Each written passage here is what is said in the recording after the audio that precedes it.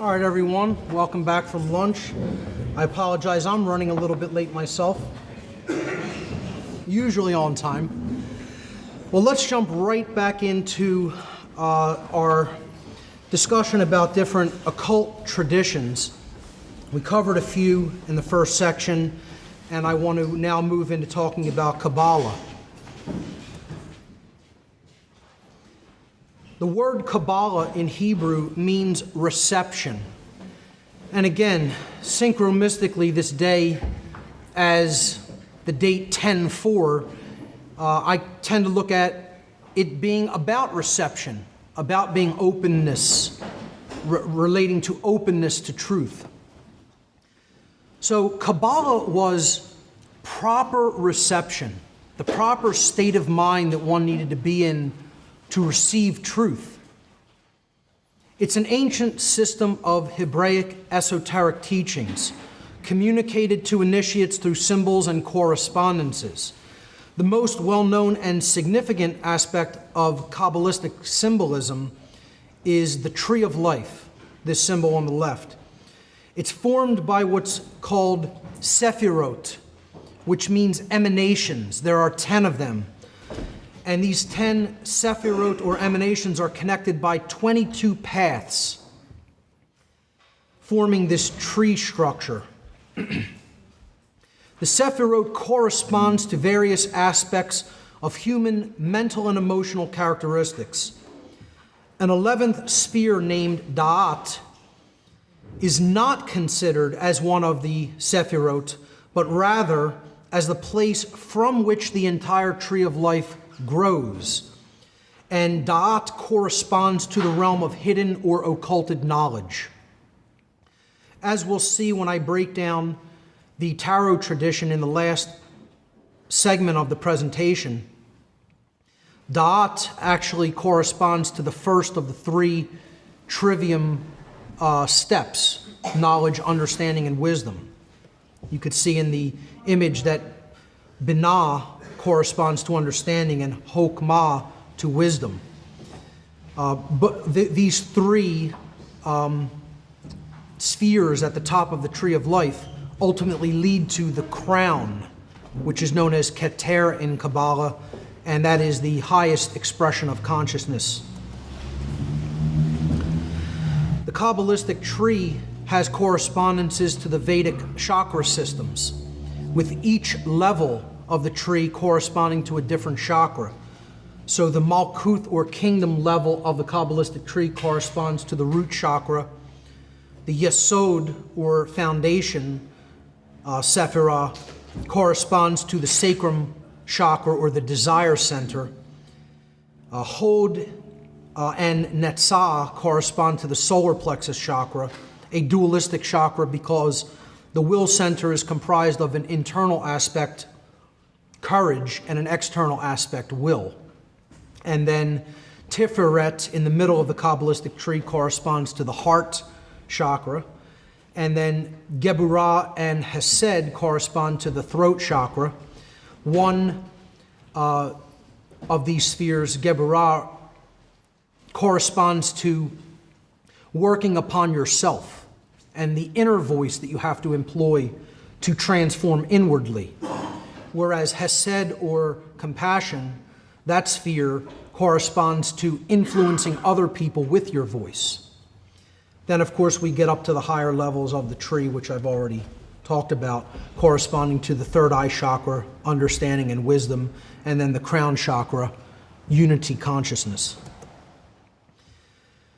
There are 3 pillars or paths on this tree, corresponding to the vertical columns. The left-hand path is known as the pillar of severity and generally deals with the internal aspects of consciousness. The right-hand pillar, the pillar of mercy, generally deals with the external or masculine aspects of consciousness, and the pillar of mildness in the middle represents the synthesis between those 2 paths. There is a order to the sephirot or emanations, and they're labeled as such with the first Sephirah Keter being number 1, and then moving in a progression down through Malkuth, which is Sephirah 10. And the energy movement on the tree of life corresponds to a being that is moving upward in a state of consciousness from Malkuth, which represents base consciousness and physical world identification, up through the crown chakra. So this is the progression of energy on the tree of life. It works in a lightning bolt pattern, and often the Kabbalistic tree is referred to as the thunderstruck tree. You'll often see it depicted as a tree being struck by lightning, because this lightning path represents the path of energy from unconsciousness and worldly identification to enlightened or unity consciousness. Also in the Kabbalistic tradition, Kabbalists refer to what is known as 4 worlds of Kabbalah. And the triangles on the Kabbalistic tree correspond to these worlds. So if you look at the Kabbalistic tree as being 3 sets of 3 spheres joined by paths in triangles, you could look at Keter, Chokmah, and Binah as one of these triangles at the top of the tree. Then you could look at Hesed, Geburah, and Tiferet in the middle of the tree as the second triangle, the second triad of spheres. That represents another world. Then Hod, Netzah, and Yesod representing yet a third world, and then the base Malkuth, or kingdom, representing a fourth. So these worlds are as follows. Asiyah is the bottom world. It represents the physical plane or the material world. And it corresponds to the alchemical symbol of earth. And there's only one sphere in that world, Malkuth. Again, that's not really progressing. That's staying earthbound, earth-identified, physical world-identified, base consciousness, only dealing with the physical plane. You don't have to look at it as a negative thing. It's just the things that operate in the physical domain. The next world up is Yetzirah, and that's called the formative world or the mental plane, corresponding to air or intellect. Again, that's comprised of the 3 spheres, Yesod, Hod, and Netzah, in that triangular formation. Above that, you have the creative world, the emotional plane represented by water, and that is the second triangle of Tiferet, the heart chakra corresponding to emotion, Geburah, and Hesed. Then you pass what is known as the line that represents the abyss, that is Da'at, leading to the truly higher realm, which is the realm of will or spirit, symbolized by the alchemical element of fire, and symbolized and comprised of the top triumvirate of the Kabbalistic tree, Keter, crown or unity consciousness, Chokmah, wisdom, basically because it represents right action, it's on the active side of the tree, and Binah, which is understanding and reception. Those are what is known as the 4 worlds of the Kabbalistic tree.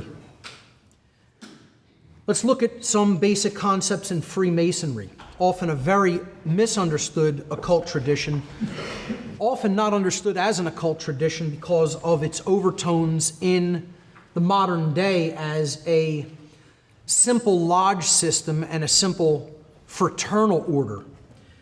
True esoteric Freemasonry is much more than that and has become very diluted in the modern day because of the modern lodge system. Often, many of the lodge systems are not even teaching the esoteric aspects and the proper understanding of Masonic symbolism at all in their lodge systems. I've criticized it greatly due to that and tried to really break down some of the very powerful spiritual allegorical symbolism in this tradition in my own work. Freemasonry is considered by its adherents to be a system of morality, which is veiled in allegory and illustrated by symbols. Now, some people, would never think of it as such because of the connotations that they view modern Freemasonry as. Again, You could look at something like what the modern church is doing, you know, covering up pedophilia crimes, chief among them, compared to what the original Christian tradition was supposed to be about. And really, you know, never the twain shall meet at this point in our world. Freemasonry is kind of very similar to that. I tell people you want to really go down to the depths and study the esoteric aspects of the tradition instead of what its so-called adherents are doing in the modern day. And if you understand the difference between the two, then this tradition becomes very rich in spiritual symbolism and teachings. The first 3 degrees of Freemasonry, or levels of knowledge communicated to the new Masonic initiates, are in order. First degree is entered apprentice, second degree fellow craft, and third degree master mason. These symbolically represent the 3 aspects of consciousness: thought, emotion, and action, respectively. Freemasonry is actually an ancient esoteric tradition which is ultimately about knowing the self, becoming a builder, a mason, of a better mind and soul, and ultimately the resurrection of morality within a human being. Resurrection being one of the key conceptual ideas in this tradition. And that goal, resurrecting oneself, is personified by the legend of the master builder Hiram Abiff, which we'll briefly talk about. Just want to touch upon this symbolism here, the compasses and square with the G in the middle. The square in this orientation usually represents base consciousness or material world identification.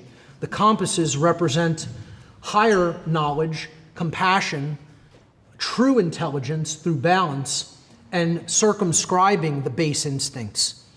That process is directed by care, the sacred feminine generative principle, which is what the G in the middle esoterically represents. Many Masons will tell you that G means many different things. In its pure esoteric interpretation, it corresponds to true care, or the generative principle through which we ultimately create our reality. Resurrection, a huge theme in the Masonic tradition, ultimately embodied by the Masonic Christ figure, you might call him, Hiram Abiff, the master builder in the Masonic allegories. He's seen here in a coffin as a deadened form of consciousness, as true spirituality being in a grave, in a tomb. And the goal was to resurrect that divine spark or essence through getting in touch with truth and using the generative principle of care. Again, you see the all-seeing eye figure in an upward pointing pentacle at the top of the image. The whole goal of Freemasonry, true esoteric Freemasonry, is to become born again into conscience through the light of knowledge of the difference between right and wrong, or in other words, natural law. It is a system of teaching natural law in its pure form. The coffin tracing board of the third degree on the right-hand side is Hiram Abiff's grave. You see the skull and crossbones on the right-hand side on top of the coffin, representing the forces by which we will bury spirit if we only engage in intellect and action alone, not actually really using our spiritual insight to gauge morality, to gauge what moral action really is. The acacia sprig at the top of the grave is a symbol of the hope of resurrection, that natural law and morality can be communicated and received ultimately. Again, this tradition is very tied in with the Kabbalistic tradition. You'll see that the tracing board of the first degree is very similar to the Kabbalistic tree of life in many ways. The tools at the bottom of the tracing board represent the 3 tools by which Hiram Abiff was killed or murdered, and they represent the tools of the lack of knowledge, understanding, and wisdom, the things that ultimately kill it. If you don't engage in knowledge, you have ignorance. If you don't engage in understanding, you have confusion and the lack of care to come to the understanding. And if you don't engage in wisdom, you're not engaging in right action, and therefore you're in a state of cowardice and laziness, not engaging the masculine principle. That's what those 3 tools represent that ultimately the failure of the three aspects of consciousness are what put Hiram Abiff in his tomb and ultimately get you headed toward the western direction instead of the eastern direction, toward darkness instead of light. The goal here is to be resurrected and therefore to be born into the light again of conscience and knowledge of the difference between right and wrong behavior. The first degree tracing board I call a key to the mysteries, literally because the key is one of the central components of the board.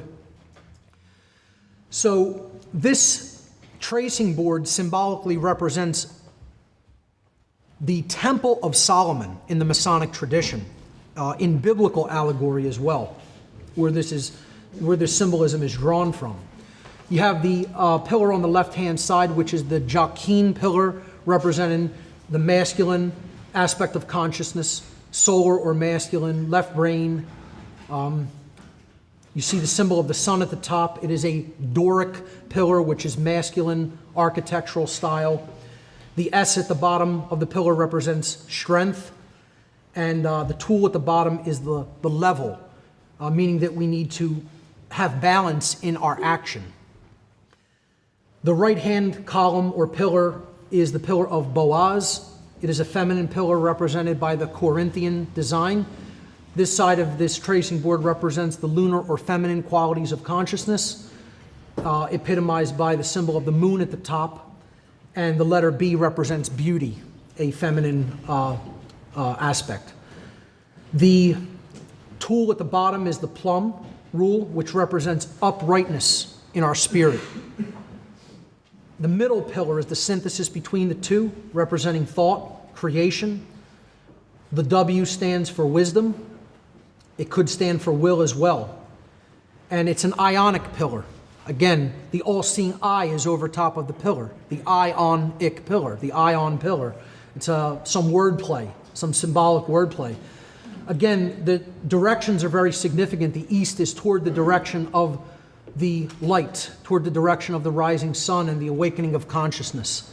The checkerboard floor at the bottom represents base consciousness, not having started, the unbegun, the checkered life of an individual who doesn't know the difference between right and wrong and isn't following the light, and therefore they're ending up in situations that they don't intend to.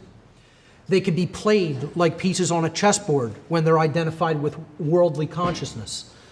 The two ashlars or blocks at the end of the tracing board, at the back, the rear of it, represent two different forms of life. One in a very rough, unfinished form, and one where a person has worked upon their life during its duration and made wise use of their time to actually hone out their ashlar and refine it. The ladder, of course, represents getting off the floor of the house and beginning the journey into enlightenment toward the sun.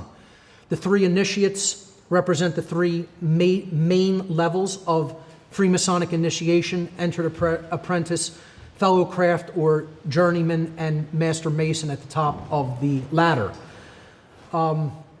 The ladder moves from the moon to the sun, or from darkness to light, passing through the balance point, which is wisdom.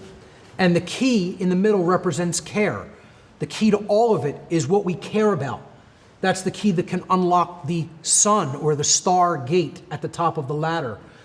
But it's dangling by a thread, representing the care and emotion regarding the acquisition of knowledge of self and natural law is hanging in a precarious position. Yet if we grasp onto that key of care, that is the way out. And again, that's why I called the first degree a tracing board a key to the mysteries, literally. I hope that's an adequate explanation. It took me about 10 years of my life to deeply understand the symbolism on this board, and I'm still finding new things in it. But this is almost kind of given to new initiates as a form of subtle mockery, because the higher level initiates of this tradition in the modern world know that the lower level initiates aren't going to decode this. They're not going to know any of the symbolism allegorically. And so they're kind of like throwing the entire tradition in their face at the very beginning. Like, good luck with that. Good luck figuring out what that means, When we turn the board on its side, it reveals even more esoteric meanings. You could see that the checkerboard floor, if you look at that as the earth, as earth identified consciousness, the lines of the checkerboard become the lines of latitude and longitude of the earth. And then the pillars become the equator of the earth. The middle pillar becomes the equator, and the other pillars become the tropics, the Tropic of Cancer at the top and the Tropic of Capricorn at the bottom, representing respectively the high and low point of light during the course of the year and the path of the sun, the respective path of the sun around the earth during the course of the year. So, we get winter at the bottom represented by the moon, the low point of light, and summer at the top representing the high point of the sun, with the latter leaving the earth and journeying out of darkness and into light, or out of chaos and toward order, toward the east, toward the realm of the gods, toward higher consciousness, toward the rising sun and the light of knowledge. Incredibly powerful symbolism, just brilliantly portrayed for those who are capable of decoding it. I call this the Sigil of All Masonry, a very deeply misunderstood seal that combines a lot of different symbolism, which I'm going to attempt to break down here today and help people to understand why this is the ultimate symbol of all forms of masonry, both light and dark. This symbol does not represent one thing, and it is not, you can't look at this in a unidimensional way of decoding the symbolism. It doesn't work like that. This is a dual symbol, very multifaceted. So there's there's 5 basic elements to this symbolism. You have the 2 phrases, Annuit Coeptis and Novus Ordo Seclorum, which we'll break down in a moment. You have the all-seeing eye with the rays of light coming from it. You have the unfinished pyramidal structure built in stone or brick, and then you have the earth itself, okay?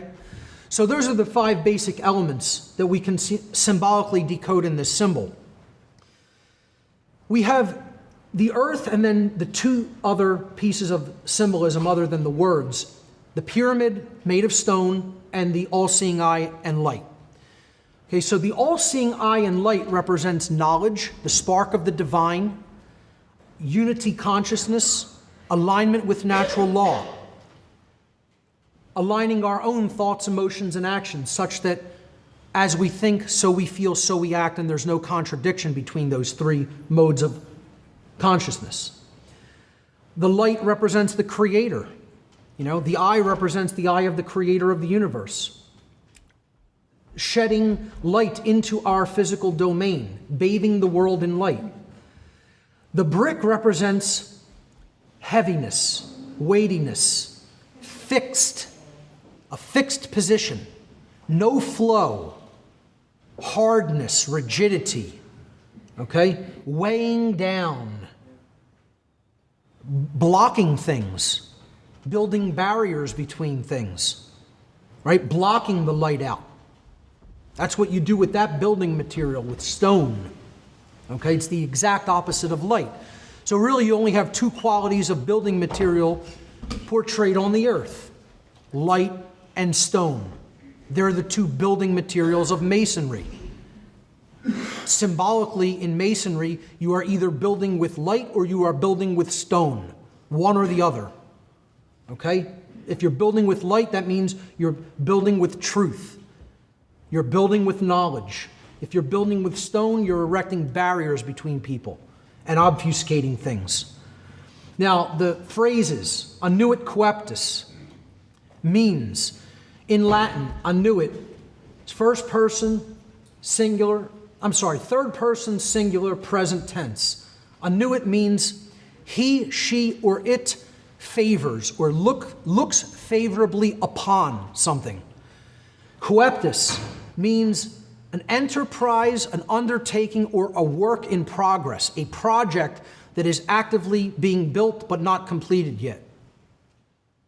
So put them together, annuit coeptis. He, she, or it favors our project, favors our undertaking, favors our work, favors our building. Well, what is that work? The bottom banner tells you what it is. Novus Ordo Seclorum. literally translates as new order of the world, not of the ages. The Latin word seclorum would be of the ages. Seclorum means of the world or of the universe in Latin. So that phrase down there literally translates as new world order, unequivocally. So he favors our work, or he, she, or it favors our work, the new world order. Well, I would tell you that's the work of the light occultists and the work of the dark occultists, depending on which building material you are working with. So,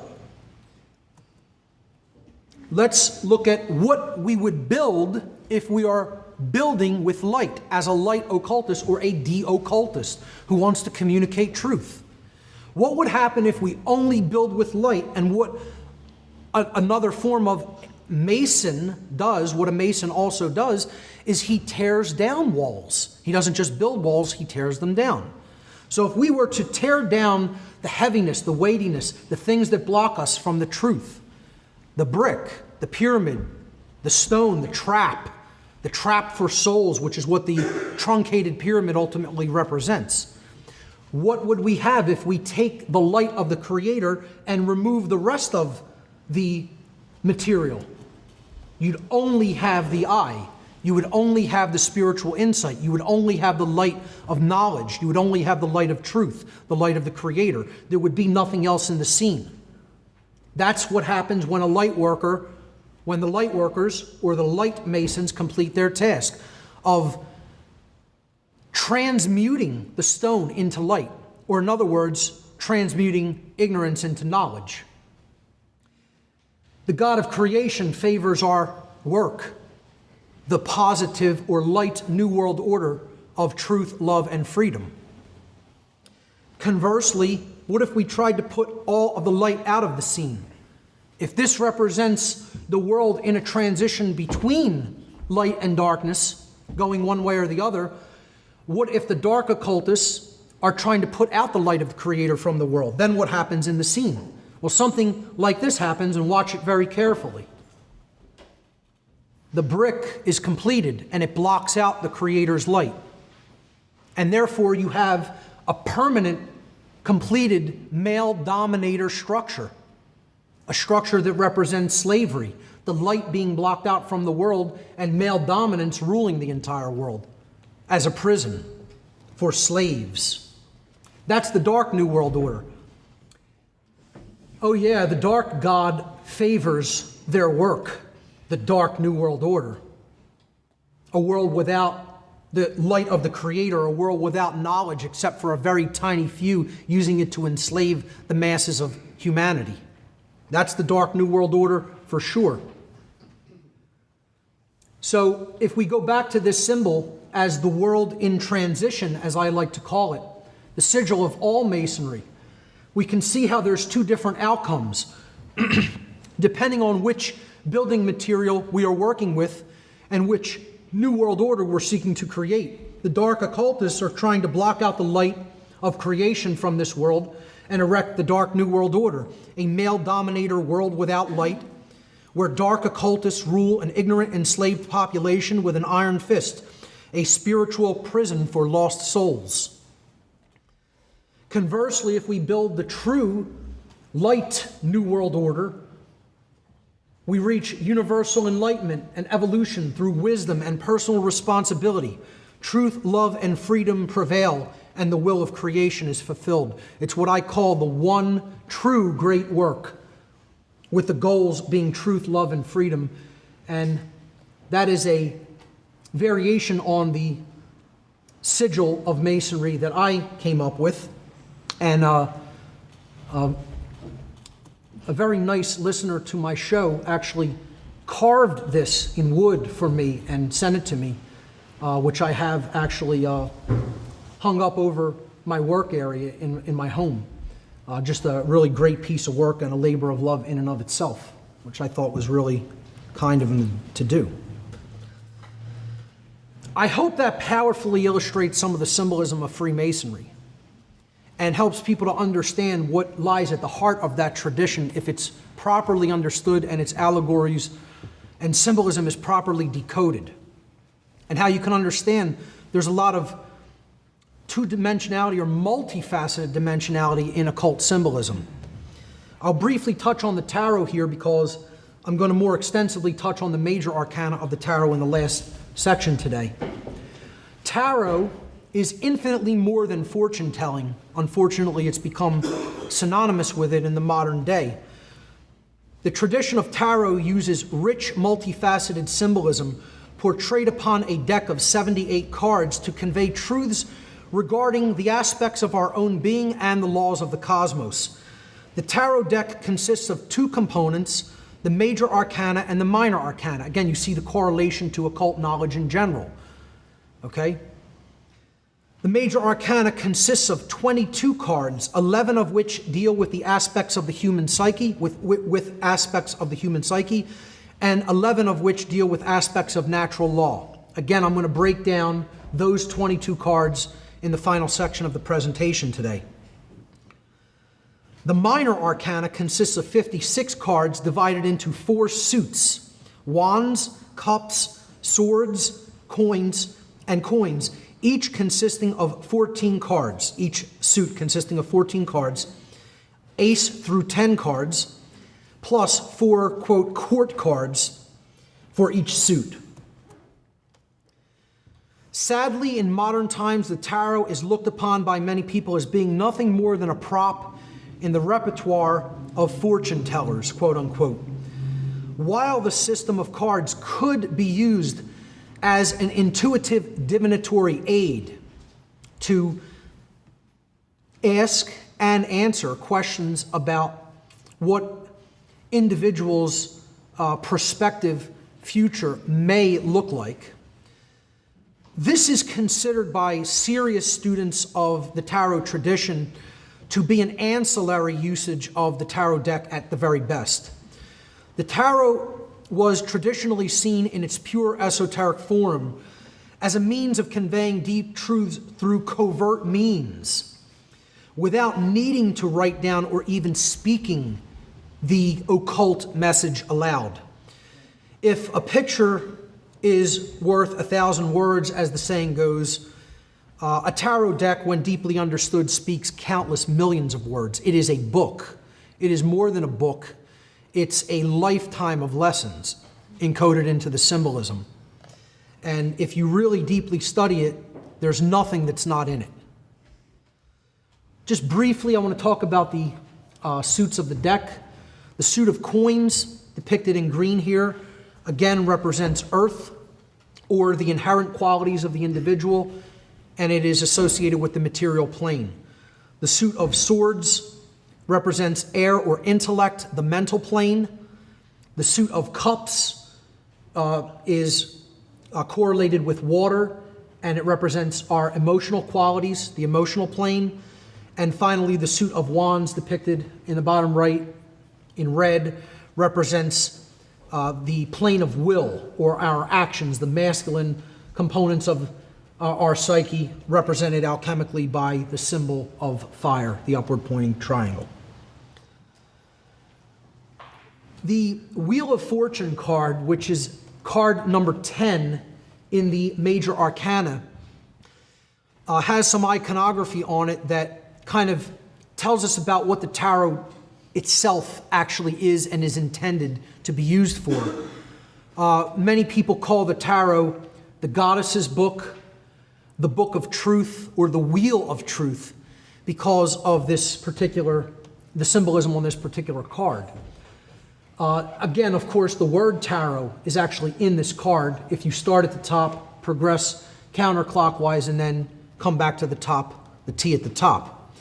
If you reorganize the 4 letters of this card in order, in various configurations, you come up with 6 words that actually teach a lesson in and of themselves. The word rota, R-O-T-A, in Latin is the noun wheel.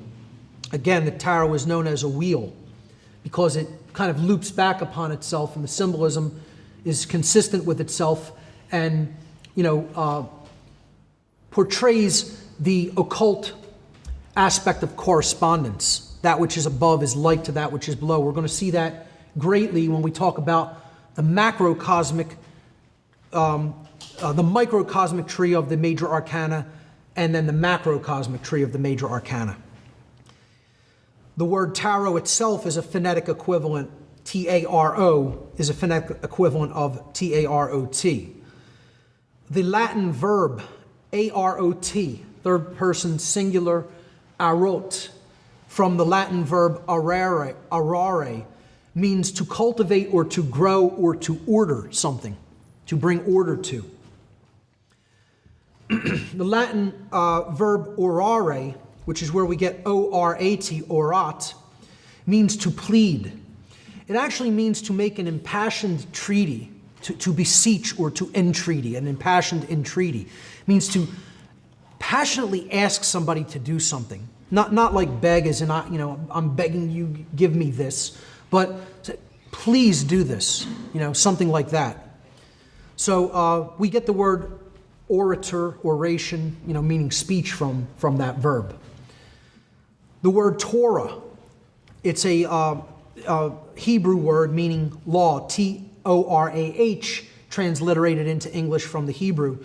T-O-R-A would be a phonetic equivalent, and then Ator would be a phonetic and truncated form of the Egyptian goddess of love, Hathor, who many people say that the tarot deck was dedicated to or patterned after the teachings of Ma'at, Hathor, and Isis, other different forms of Egyptian goddesses. That's why many people call it the Book of the Goddess. So we put all these together: wheel, tarot, cultivate or grow, plead, law, Hathor. The wheel of tarot cultivates or brings order or helps us to grow. It pleads the law of Hathor. You could say this as the wheel of tarot brings order by asking us to learn natural law or the law of love. Powerful symbolism right in the words that we can just, look at in a simple symbolic card. And that's only one of the cards. Again, I'm going to break down the tarot in more depth later. I'm just very cursorily touching on some of these traditions because I want to move on to symbolism shortly. Rosicrucianism is the next occult tradition I want to say a few words about. It comes from the Latin, the word itself, Rosicrucian, comes from the Latin noun rosa, meaning rose, and the Latin noun crux, crucius, meaning cross or crucifixion. Rosicrucianism is a tradition of esoteric Christianity that is based upon allegory and symbolism, as are most occult traditions. Its mythical founder is Christian Rosenkreutz, again, another Christ figure, another wisdom teacher figure, allegorically, symbolically in the tradition. Christian Rosenkreutz represents the soul on its journey into knowledge and enlightenment in the Rosicrucian tradition and its allegories. This is called the Rose Cross in the Rosicrucian tradition. This particular variant of it, I believe, came out of the Hermetic Order of the Golden Dawn, which dealt with Freemasonry, which dealt with tarot, which dealt with Hermetics, and certainly dealt with Rosicrucianism and Kabbalah, all of these traditions. The main symbol of the Rosicrucian tradition is the Rose Cross. The Rose Cross, the rose part of the Rose Cross represents the spirit and its symbolic crucifixion in the world of matter, its descent into the material plane. The cross represents the world of matter itself, its four arms representing the four elements of earth, air, water, and fire in the material domain. This is another popular variant of the Rose Cross, with the white cross in the middle of the five-pointed star or pentacle, representing earth, air, water, fire, plus spirit in its properly oriented position at the top of the five-pointed star, representing spirit in ascendancy or in a more important position over the realm of matter, the purely identified material world elements. The cross in the middle is white, representing purity, and then there are 7 crosses in a U or magnet shape, again, very symbolic. I would suggest representing the 7 Hermetic principles, the laws of nature, bound by true care in the middle, the purest of the principles of natural law, the principle of care. Again, that magnet representing the law of attraction, that you form, and also representing you, the individual, the self. The ultimate teaching of the Rosicrucian tradition as a form of esoteric Christianity is the universal spiritual law of oneness, as it is called in the tradition.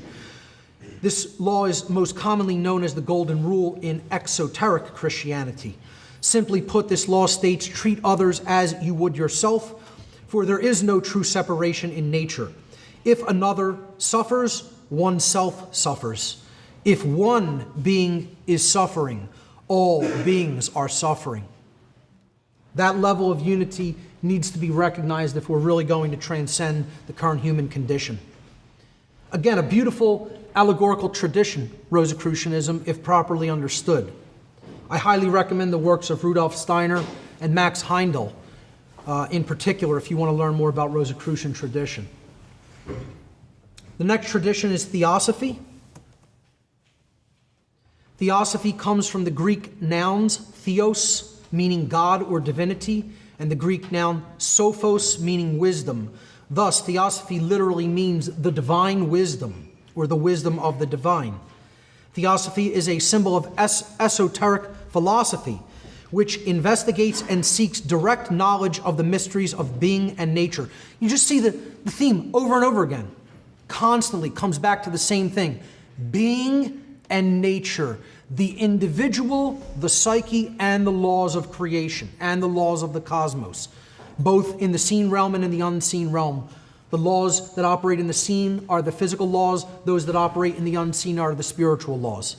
The theme is consistent throughout all of the occult traditions. Although it is an ancient philosophy, Theosophy was popularized by a 19th century occultist named Helena Petrovna Blavatsky, who founded the Theosophical Society and wrote many famous works of occult teaching. The Theosophical Society's mantra is, there is no religion higher than truth. I would take it farther and say, there is no religion other than truth.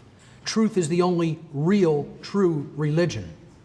Everything else is a paltry imitation that is an exoteric variant that has been co-opted and polluted over time that isn't really hitting the core of the bullseye, so to speak. I like to attend the United Lodge of Theosophists in Philadelphia from time to time. Barb and I attend it, sit in on readings of occult philosophy and ancient Vedic philosophy as well, that they talk about sometimes, and very powerful readings and discussions happen in some of those groups, and it's always an uplifting experience. The main tenets of Theosophy as taught by Helena Blavatsky are the same tenets found in many other occult schools. Chief among these is the belief in the presence of a divine spark within every person, which, with the proper discipline and training, can lead to spiritual illumination or, quote, enlightenment. Theosophy's adherents consider themselves as searchers after truth, who are dissatisfied with the world and are dissenters of the creeds of organized religion. So it's not a belief system. They don't consider it a belief system. They consider themselves simply searchers after truth, which can be known and can be described by models of occult science. Theosophists do admit to the existence of a creator or a God, but not necessarily to the existence of a personal God. They see nature or law as God, as an impersonal force that is simply operating in the physical domain. I tend to see God as law myself. That's, you had to tell me what is one word that you would equivalate with God, that you would give as an equivalent to the concept of God. I would not use the word love. I would use the word law. But once you understand them, it's the same thing. You know, we'll get to that when we talk about thelema. But I would use the word law first and foremost to represent what God actually is.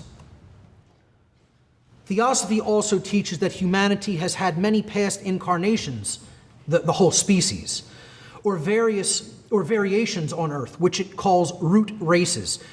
These root races should not be seen as genetic races, which many other people that followed some of the Theosophist work in the late 19th and earlier 20th parts of the 20th century perverted theosophical work and tried to take it on board, and twist it to their, agendas. This really happened in the early Nazi tradition as Nazism was rising in Germany. They tried to take some of these teachings and twist them into, racial divisions and, support different racial purity ideologies. But that is not how theosophy teaches them in its pure form. These root races should never be seen as genetic races, but rather as different types of civilization that had attained different levels of consciousness. Theosophy teaches, in keeping with the Hermetic principle of rhythm, that there is a cyclical quality or wave-like progression to time. It doesn't mean time moves endlessly in unvariable cycles. It means that it has a quality within it that generates a wave-like progression of choice points from which we can learn and grow, and at different times, through knowledge of what happened in past wave cycles, choose different results for ourselves. So it teaches that time has this cyclical or wave-like quality, progression to it, which imparts lessons and influences consciousness to produce certain outcomes. If humanity cannot raise their consciousness to a high enough level of awareness during the recurrence of such wave cycles, they may then experience setbacks in their evolutionary progression in the form of semi-extinction level events or cataclysms, which necessitate a restarting of humanity from a subsequent root race. And I think we're well along the way to that outcome, personally. I think nature only tolerates so much before it says, here comes a comet, let's see what you make of that. How about a supervolcanic eruption, a caldera going off in the middle of the land in which you live, and let's see what you make of that. That's what nature eventually does, because there's too many weeds choking the garden. And that's what humanity has become. And invariably, when the darkness of ignorance progresses to a level of total calcification, eventually nature says no more, this far and no further. We're not quite there yet, but we're getting there pretty fast, which is why this information needs to be brought forward, and people really have to start seeing things as they really are instead of as they want them to be. I think this is the last tradition I'm going to cover. It's called Thelema, one of my favorite occult traditions. Thelema is a system of magical practices and tenets developed by the 20th century, quote, gray magician, Aleister Crowley. And everybody's going to say, oh, Mark, you're promoting Crowley again. He was such a bad guy. Why are you putting people onto his work? Why are you talking about him like he was somebody to look up to? I'm telling you out in the open, gray magician. Somebody who knew the path and didn't necessarily walk it, who used what he knew for negative influence over other people to control. Although he also put out a lot of great spiritual works which were out there to illuminate and enlighten people. So he's an enigma. He's a puzzle, Crowley. Here's the example I always tell people when dealing with Crowley's work. Do as I say, not as I do. Okay? If you're talking about Crowley, do as he said, not as he did. He didn't necessarily walk the path in his life. The main precept of the occult tradition of Thelema is, quote, do what thou wilt shall be the whole of the law. This precept is far too often completely misunderstood and completely taken out of context. Used properly, do what thou wilt shall be the whole of the law refers to the Thelemic concept of the true will. It's a central focus of the whole occult system, the true will. The true will represents a human being's true purpose and path in life, which exists in, I'm sorry, I have a mistake there. It should say exists in harmony with the will of the universe. I'll correct that in the slides before this video goes to press. This is the path upon which we are guided when we have learned to hear and follow the teachings of the higher self and natural law. That means we are doing the true will. We have gotten what we want out of the way. You know, how many, to learn what I have learned, to put together what I have put together, and again, not tooting my own horn, I'm just making a statement about the amount, the level of work and sacrifice that was required to even get to this level of understanding. Okay? I had to set aside things I wanted to do for me, for myself, to be here today, to put this together, the time invested, you know? Again, I want to be doing other things. Mark Passio wants to be doing other things, okay? Mark Passio's alignment with the true will says, can't be doing other things and still be doing the true will. Sorry, but it doesn't work that way. Therefore, I'm putting aside Mark Passio's desires and saying, we got to get to the great work and start getting it done, you know? So that's what the true will really is about. It's not about what I want. It doesn't mean do whatever you want. That's how people who have absolutely no understanding of Thelema or Crowley's intent or writings try to say it means. It absolutely doesn't mean that at all, never did. Crowley never interpreted it like that, never told one living human being that that's what it meant. It's called people who are completely profane when it comes to these teachings and haven't looked into it an iota for themselves, want to make up what they think it means. Okay? Used properly, it refers to the Thelemic concept of the true will, a human being's true purpose and path in life, and that is what we begin to do when we learn to listen to the voice of the higher self and when we learn to listen to natural law's teachings. For those called to the path of Thelema, the true will refers to the great work of truth, love, and freedom. Do what thou wilt does not mean to do whatever you want. To do the true will is the apotheosis of freedom. It means you are putting freedom up on such a pedestal, you are elevating it to the level of divinity. It is the will of the Creator. Freedom is the will of the Creator of the universe. And that's what Thelema is teaching. But the true will is also the strictest possible bond. As Crowley said, do thy will and no other shall say nay. Not my will be done, thy will be done.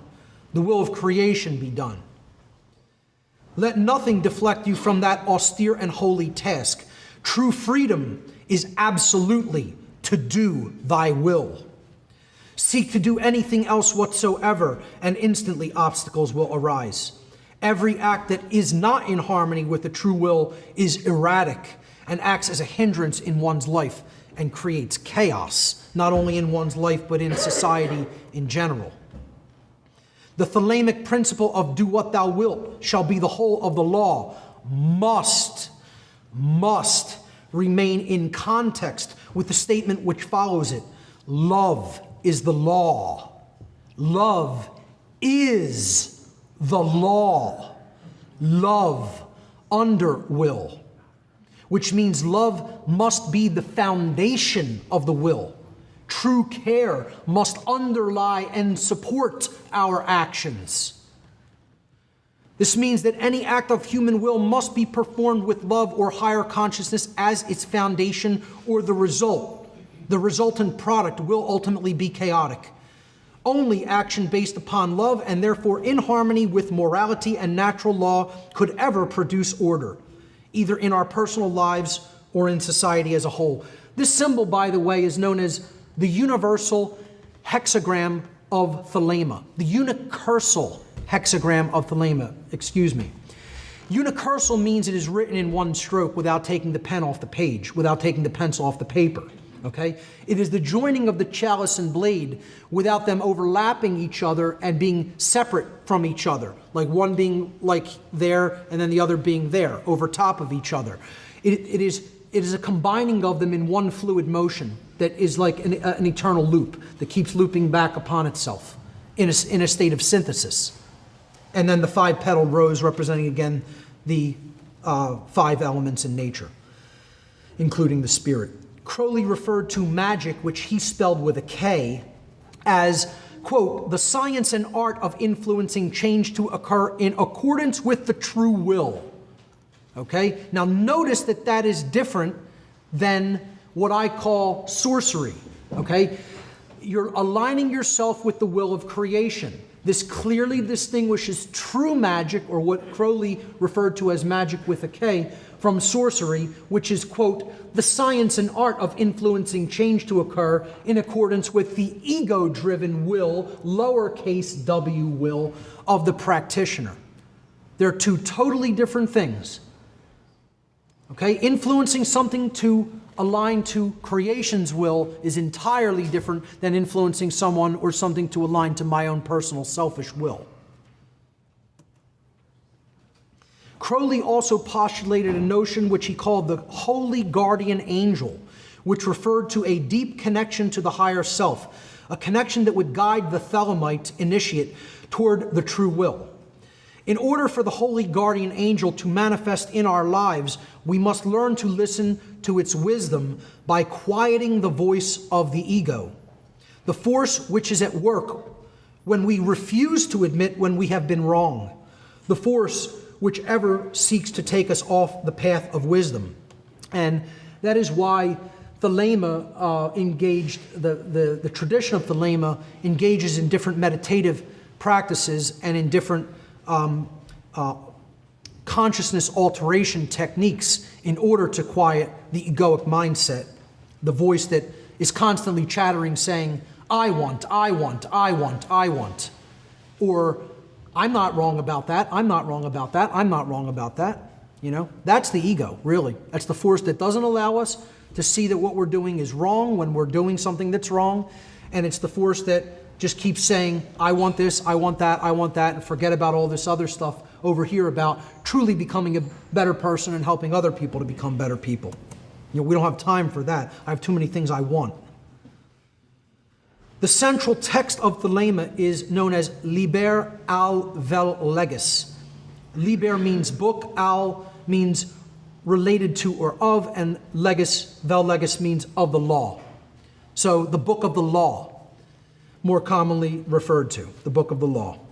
Crowley claimed that this book was dictated to him through channeled writing, or what is called automatic writing, by a higher spiritual consciousness which he referred to as I was. So he claimed that this was not his own writing, but it was in fact channeled from some type of an entity. Through the reception of this book, Crowley proclaimed the arrival of a new stage in the spiritual evolution of humanity, which he called the Aeon of Horus, the age when humanity would finally begin to align itself with natural law and the will of creation. Again, the Aeon of the rising sun, of the birth of real knowledge, the de-occulting of occult wisdom, and the knowledge of the occult coming online to humanity in the form of common sense, shared wisdom. I don't know how far we've come into the age of the Aeon of Horus. You know, there was kind of an occult renaissance going on during that time, and then it kind of got buried again, and you know, we went into all kinds of wars, and then the technological age came in with the advent of television, you know, and people, you know, got lost in childish sports and, you know, idle distractions. So I'll wrap up with a quote from Crowley. The absolute rule of the state shall be a function of the absolute liberty of each individual will. There it is.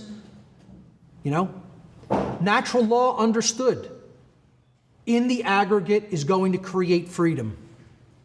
Natural law and the true will not done in the aggregate is going to equate to the absolute rule of the state, human slavery.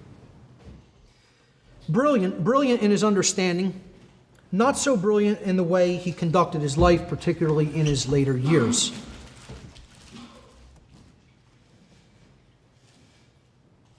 Last aspect of occultism I want to touch on is dark occultism. I'm not going to belabor this too long. I just want to really talk about who are these people that I refer to as the dark occultists. You can call them a million different names, folks. Doesn't matter what you call them. You can call them sorcerers. You can call them dark Luciferians, those who have the light and use it for dark purposes. They are Satanists, okay? They are Setians. They are the Klepotic Kabbalists. Qliphoth is the region below the tree of life that is the hell world in the Kabbalistic tradition, that is the inversion of all the true teachings of Kabbalah, of the true moral lessons of the true tradition, esoteric tradition of Kabbalah. If you descend into the Qliphotic realms, it's the wastelands, the lands of the spent and corrupted souls that are simply husks, that used to be souls and spirits that are just like, withered out husks, the wastelands, in other words. That's Qliphotic Kabbalah. They are the dark masons of the world. They are the dark Atonists. Aton was a variation of the sun or the light in the ancient Cometian tradition. Ultimately, it's all one cult, folks. It's the cult of the black sun. You could call them by any name you want, but they are a dark solar cult. Okay? When I say the dark sun, why the black or the dark sun? The sun represents light. It represents knowledge. It represents empowerment. It represents life. The antithesis of that, the total polar inversion of that, is it's still a form of light. It's still the sun, but it has darkness within it. So it's knowledge being used for all the wrong reasons. Knowledge being used to control, not enlighten, not uplift. Knowledge being used to put people in a prison. Knowledge being used to being used as a power differential over people who are still in a level of ignorance. So you're blinding people with that light, and you're enslaving them with it, with that knowledge. That's what these people are. Okay? If you don't even want to look at it in esoteric terms, they're people with the knowledge of how the self works, meaning deep psychology, very ancient, deep knowledge of psychology, combined with people who know about how the laws of nature function, which is very deep, hidden science. That's it. There are the two sciences that are at work. The physical sciences combined with psychology. And then you put the understanding of how moral law functions into there, which they know as well, and rebel against because they want to be gods on earth and they want to conquer the natural law consequences or evade them to the longest amount of time that they possibly can. They're all the same cult. It doesn't make a difference who we're talking about here. You could be talking about Satanists, Setians, the worshippers of the great owl at Bohemian Grove, the Skull and Bones Order of Death, the cult of the Black Sun that came out of the Nazi and SS party of Germany. All right, in the modern day, they're top-level international bankers, top-level political figures, top-level financiers, high-level religionists, high-level members of royalty, so-called royal families, judiciary, military, high-level military, people involved at highest levels of media, highest levels of medicine, highest levels of education, again, highest levels of all religious systems on the earth, and anybody's religion out there is not exempt from that, so-called cultural religions, secret societies and fraternal orders, think tanks, intelligence agencies, you name it. This is where the highest concentration of dark occultists are at. This is who they are. This is how they operate in the world. These are the institutions who determine how people's lives will be run, because we let them. And at the top level of every one of these institutions, you're going to find the cult of the Black Sun operating. Helena Blavatsky, the main teacher of the occult philosophy known as Theosophy, tried to warn people about these sorcerers, about this dark solar cult. In her third volume of The Secret Doctrine, she wrote this. And again, Blavatsky gets a bad name like Crowley, and they want to just throw all of her works out. And say, oh, there's no wisdom in any of her work because that's the occult and that's bad. People who have never read her work will make statements like this. She said, for the true student of occult lore, white or divine magic could no more exist in nature without its counterpart, black magic, than day without night. Everything in that nature has an occult. a bright and a night side to it. True, magic has lost its name, and along with it, its rights to recognition. But its practice is in daily use. The real truth is that magic is still in full sway amidst mankind, however blind the latter to its silent presence and influence on its members, however ignorant society may be and remain to its daily and hourly beneficent and maleficent effects. Again, the light and the dark side to the occult. The world is full of such unconscious magicians. She's saying even some of the people involved in these institutions use their influence and don't really know that they're employing occult strategies in many cases. They're just using that knowledge. The world is full of such unconscious magicians in politics as well as in daily life, in the church as in the strongholds of free thought. Most of those magicians are, quote, sorcerers, unhappily. Not metaphorically, but in sober reality, by reason of their inherent selfishness. Again, my will be done. Okay? Their revengeful natures, their envy, and their malice. The true student of magic, well aware of the truth, looks on in pity, and if he be wise, keeps silent. Again, I don't agree with that philosophy. Okay? I don't agree with that ideology. I think we need to speak up more than ever regarding this, not keep silent about it. Again, I could present people who I have a great deal of respect for, and I don't have to agree with every single thing that they say. I could still have tremendous amount of respect for what they did get right and for the work that they did share. For every effort made by him to remove the universal cecity, which means blindness, is only repaid with ingratitude, slander, and often curses. Lies and calumny become his lot, and thus the well-wisher is soon torn to pieces as a reward for his benevolent desire to enlighten. And you know what I say? Damn it to hell, so be it. It doesn't matter what people make of it. It doesn't matter whether they don't want to take the wisdom. It doesn't matter whether they don't want to take the knowledge. I'm going to speak it anyway. That's what's going to happen.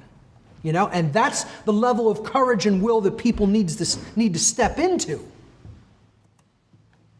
Which, sadly, I don't feel Blavatsky fully made it to. As many occultists didn't. And again, like I said at the beginning of the seminar, how many occult teachers are actually doing this, who claim that they're really knowledgeable of the occult? How many of them are out there sharing that knowledge with people, even in a rudimentary, cursory, introductory sort of way? Hardly any, a paltry number. You could probably count them on one hand.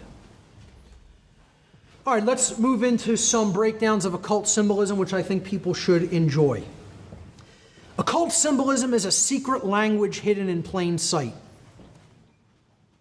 Symbols are all around us. They're in just about every walk of life that we engage in. From business to shopping to advertising to on the products that we use on a day-to-day basis, everywhere. I've been using them throughout this presentation, you know, to communicate messages in subtle ways, to correspond and correlate ideas. But people say, hey, why do we need to look at symbolism and interpret them and try to understand what symbols mean? Isn't that a big waste of time? You hear this again. The people who say this is all insignificant, again, over and over again, these people are the people who think it's just a political problem. All right? We just have to analyze what's going on in politics, find the right people for the position, the world's going to be fine. It's just we need some reform in government, that's all. And it's not slavery, you know.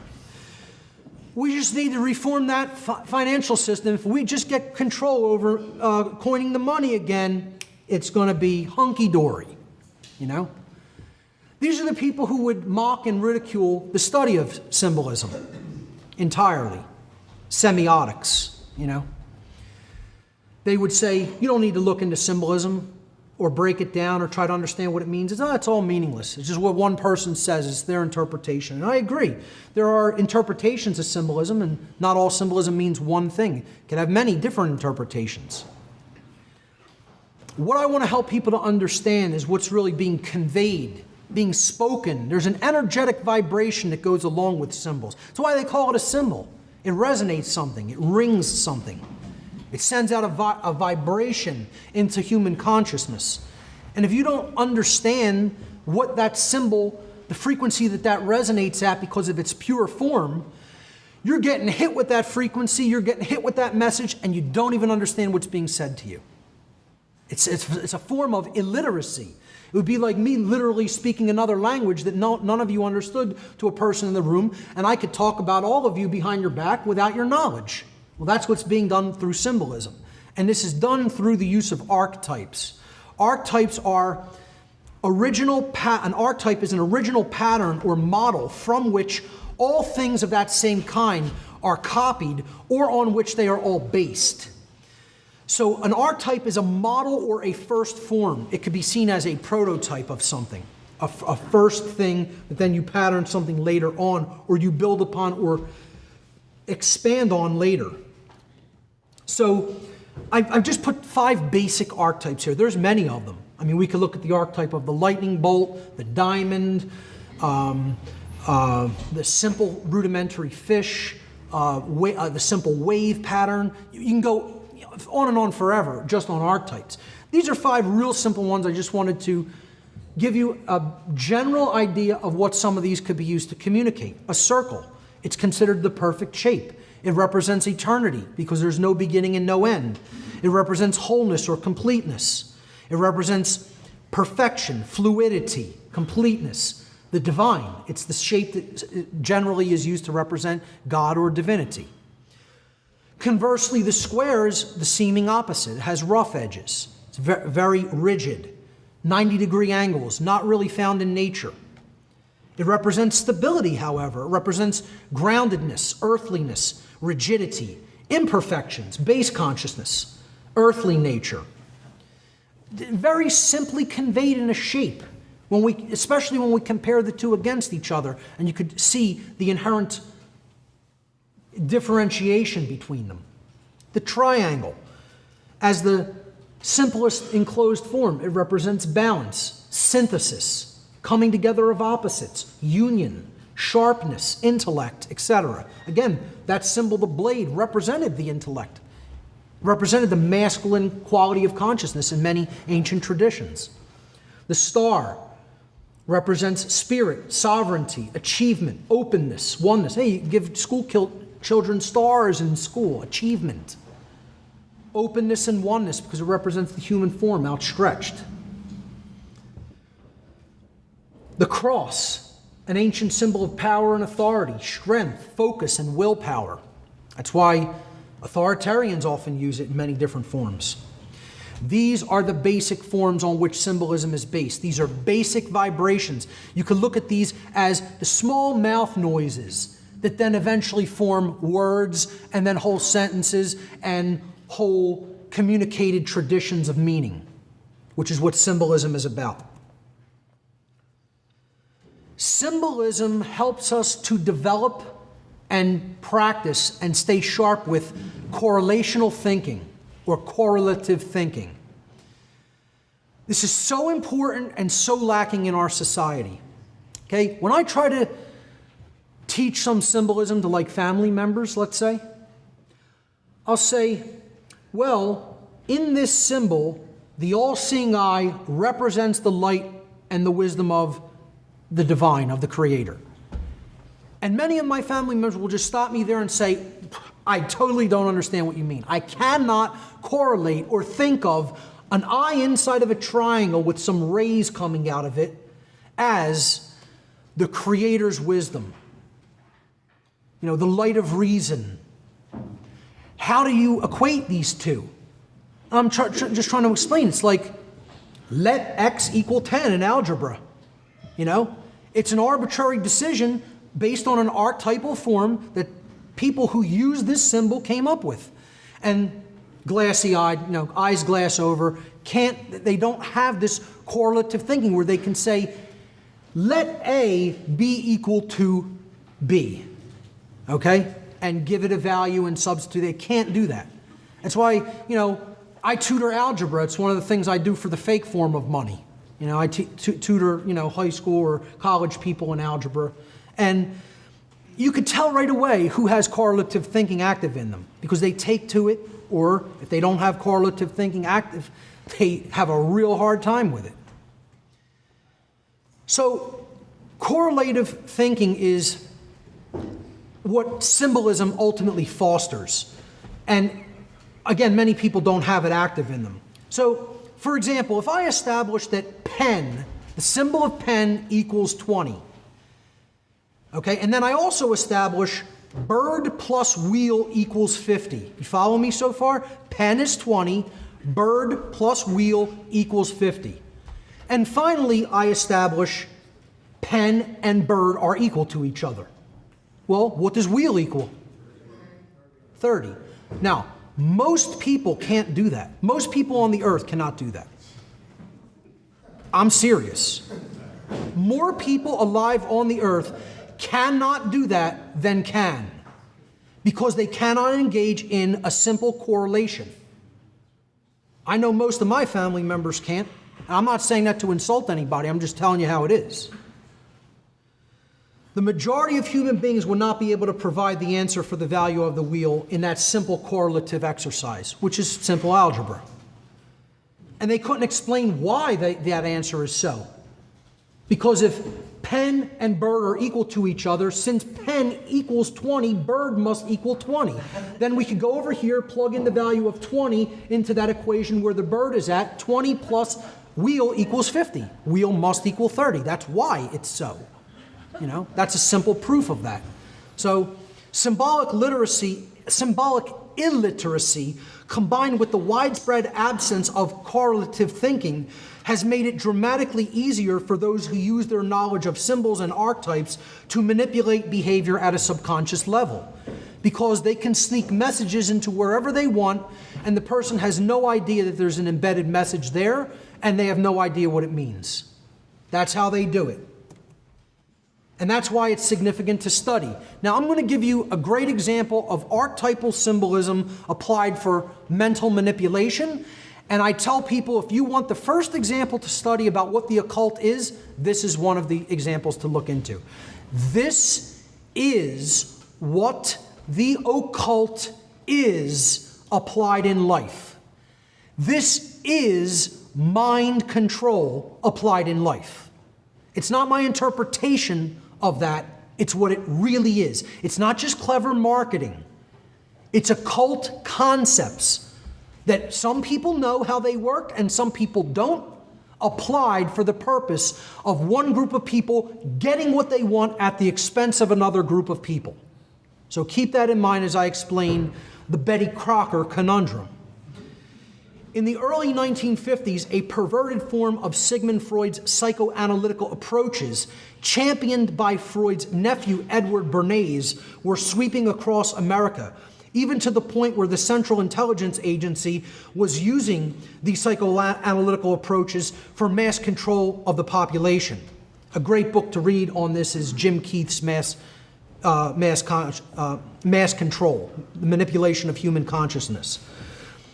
A place where it proved very successful was in the unassuming kitchens of middle-class families. Betty Crocker Foods had produced an instant cake mix. All you needed to do was add water to the supplied powder. In that time, this was considered somewhat of a miracle, of a minor miracle. The problem was that the miracle cake mixture did not sell at all. And Betty Crocker put a lot of money into research and development to come up with this stuff. They didn't want to have to go back to the drawing board. They wanted to sell what they came up with. In other words, they wanted to make people want it. They didn't want to accept the decree that had been given them, we don't want this. So undaunted, Betty Crocker Foods turned to the science of psychoanalysis to help, quote, solve the problem that they had. In other words, to make people buy something that the company already knew they did not want. Instead of trying to provide a product they did want, they wanted people to want what they had already invested R&D money in and what they had already made and put out onto the shelves that was a complete flop. And there was a reason it was a complete flop, which we'll get to. Crocker hired a Madison Avenue ad campaign firm to investigate through psychoanalytical techniques the underlying reasons that the housewives did not want the cake mix. And they did this through many interview sessions with many housewives. The conclusion of the study was that although the average American housewife very much appreciated the convenience of the cake mix, she felt very guilty about deceiving her husband and family into thinking she had worked hard for them, when in fact she had done very little work and put very little of herself and her own love into the project, as she had done when making a cake from scratch, entirely from scratch. So she was feeling guilt inwardly at having kind of gotten off a little bit easy, not having to do as much work or invest as much time and energy and love into the project of making a cake for her family. The answer offered to Betty Crocker by the psychologists they hired was quite simple. All that needed to be done was to add 3 words onto the instructions on the box of cake mix. Add 1 egg. Add 1 egg. That's it. They just had to say, you provide an egg to this mixture. Now, what's the egg? It's an archetype. It's a symbolic original form. The egg is creative essence. In many ancient cultures, the egg represents the cosmos itself, the womb of creation, the sacred feminine essence from which all life springs. And again, it is the feminine fertility symbol. The egg is what the woman contributes to the birthing process. The egg, as one of the most important and ancient archetypal symbols, holds very deep, often subconscious correspondences to life, birth, and creation, making the entire process of making the cake more meaningful in the housewife's mind. In this way, she would, in proxy, be, quote, giving life to her husband and family by providing the egg. This is how the mind works at a subconscious level. Changing the recipe to add an egg to the mixture offered the guilty housewife a way out by doing more than adding just water, by adding an ingredient which was psychologically intertwined with her own life-giving and creative capabilities. She could assuage her guilt that she was feeling. The end result, sales of Betty Crocker's unwanted cake mix soared. And I couldn't find an original ad that had the 1 egg on it. This was when they ratcheted up the recipe to include 2 eggs. This is from the late 1950s. And you could, if you read this up close, if you blew this up and read up close, over and over again, they keep talking about the egg. It says, Betty Crocker brings you that special homemade goodness because you add the eggs yourself. Now that, at the bottom, let me see if I can see it. It says, here we go. It's very small print. There are only 2 kinds of cake mixes. This is the only underlined nationally sold cake mix that lets you add the eggs. The only one that gives you that special homemade goodness. Yep. Light, fluffy cakes. They're made with famous soft silk cake flour, ... and you add the eggs. Over and over again, they keep re-emphasizing this in this one ad. No, it's all accidental. You don't need to know about any of this stuff. Symbolism is insignificant. It has nothing to do with what's going on in your mind at all.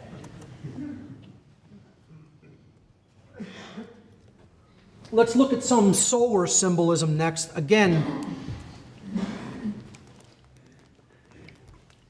the meanings of solar symbolism are always intertwined and related to light, life, life force or essence, the spirit, knowledge, power, enlightenment, growth, strength, kingship, sovereignty, trust, clarity, renewal, and resurrection. Because these are the things that the sun provides. Without it, there is no life. There is, nothing's going to grow on the earth. It symbolically represents the light of knowledge, which can be converted into power when applied. And those concepts were always associated with kingship and sovereignty as well.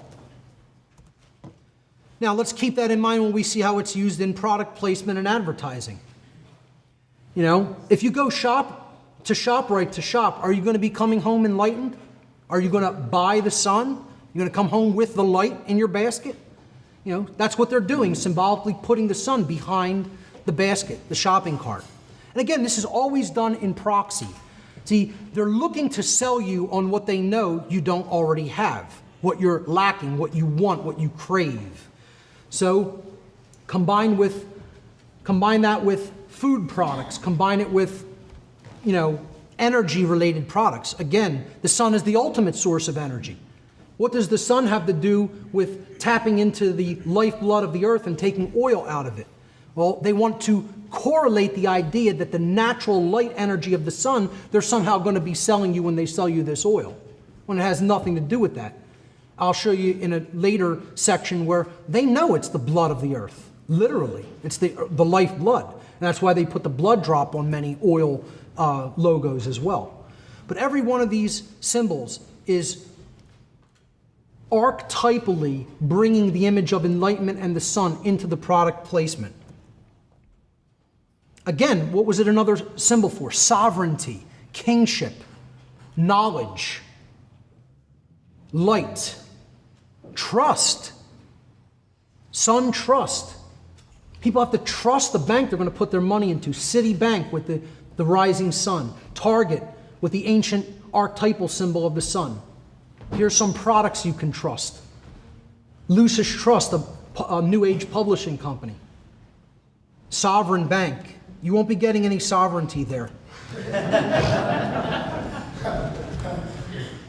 You see solar symbolism embedded in architecture. Zodiacal symbolism, astrotheological symbolism, the Arc de Triomphe in the middle of the 12-spoked wheel, representing the 12 houses of the zodiac, the sun's progression through the year. And there you see the rays of the sun right around the street system that the arc sits in the middle of. Hopefully people can see that. I hope it's not washed out too badly. You trust this guy? Well, that's why he's using that logo. He's the new king. You should trust him. He has your better interests in mind, like all presidents do. It's a brilliant symbol, though, and most people never caught on that it was a sun, because it's white in the middle of the American flag colors. But it's a sun coming up over the horizon. Or is it setting below the horizon? I don't know. But, archetypally, that's connecting with trust for people, power, knowledge. The things that somebody like that who's a con man, a confidence man, who wants to gain other people's confidence, wants to portray. And it doesn't make a difference, whether it's him or some Republican, they all do it. Like I said, blood symbolism is another big thing, especially when it comes to banking and oil. You'll see this. You just look for it, you'll see it. And again, the symbolic correlations are to life, the life force, vitality, flow, movement, and fluidity. Well, what are oil and banks all about? Flow, right? Flow of energy, flow of commerce. Well, what are they really telling you? Are you going to a blood bank for your life force energy? That money is your life force. You can't live without it, just like you couldn't live without your blood? Isn't that the deep-seated psychological correlation that they're trying to portray by putting a blood drop and associating it with a bank? And, it doesn't even look like a C, That's the C from Commerce Bank, but it's a blood drop. And very many oil companies use this as well, because they know that oil is not what people claim it is, a fossil fuel. It's a substance that the earth completely renews and regenerates, just like we make new blood when pints of it are taken out of our body. And that's what we're doing. That's what they're doing. They're vampirizing the earth like vampires, taking the blood, sucking the blood out of this planet. Let's look at some astro-theological symbolism. Again, the meanings and interpretations here range from authority and power to intelligence, divinity, again, associated with the heavens, the higher realms, the realm of God, the realm of the angels, the realm of the stars, travel, getting away from here, getting off earth to the higher realms, to the stars and heavens, escape, comfort, pleasure, peace of mind, sexuality embedded in astro-theological symbolism in many cases, fertility and union. And again, these are all things people want. That's why they always work these into symbolism for products. Right? These are the things people want to connect with. It's what they want present in their lives. And so you put that in proxy in the symbol. Now, astrotheology is traditionally used widely in religious traditions, of all religious traditions. Islam uses the iconography of the moon constantly, astrotheological symbolism. Judaism uses the astrotheological symbolism of both the stars and Saturn in its religion. And of course, Christianity uses the astrotheological symbolism of the cross of the zodiac and the symbol of Pisces, because we are in the Piscean age when it comes to the precession of the equinoxes, astronomically.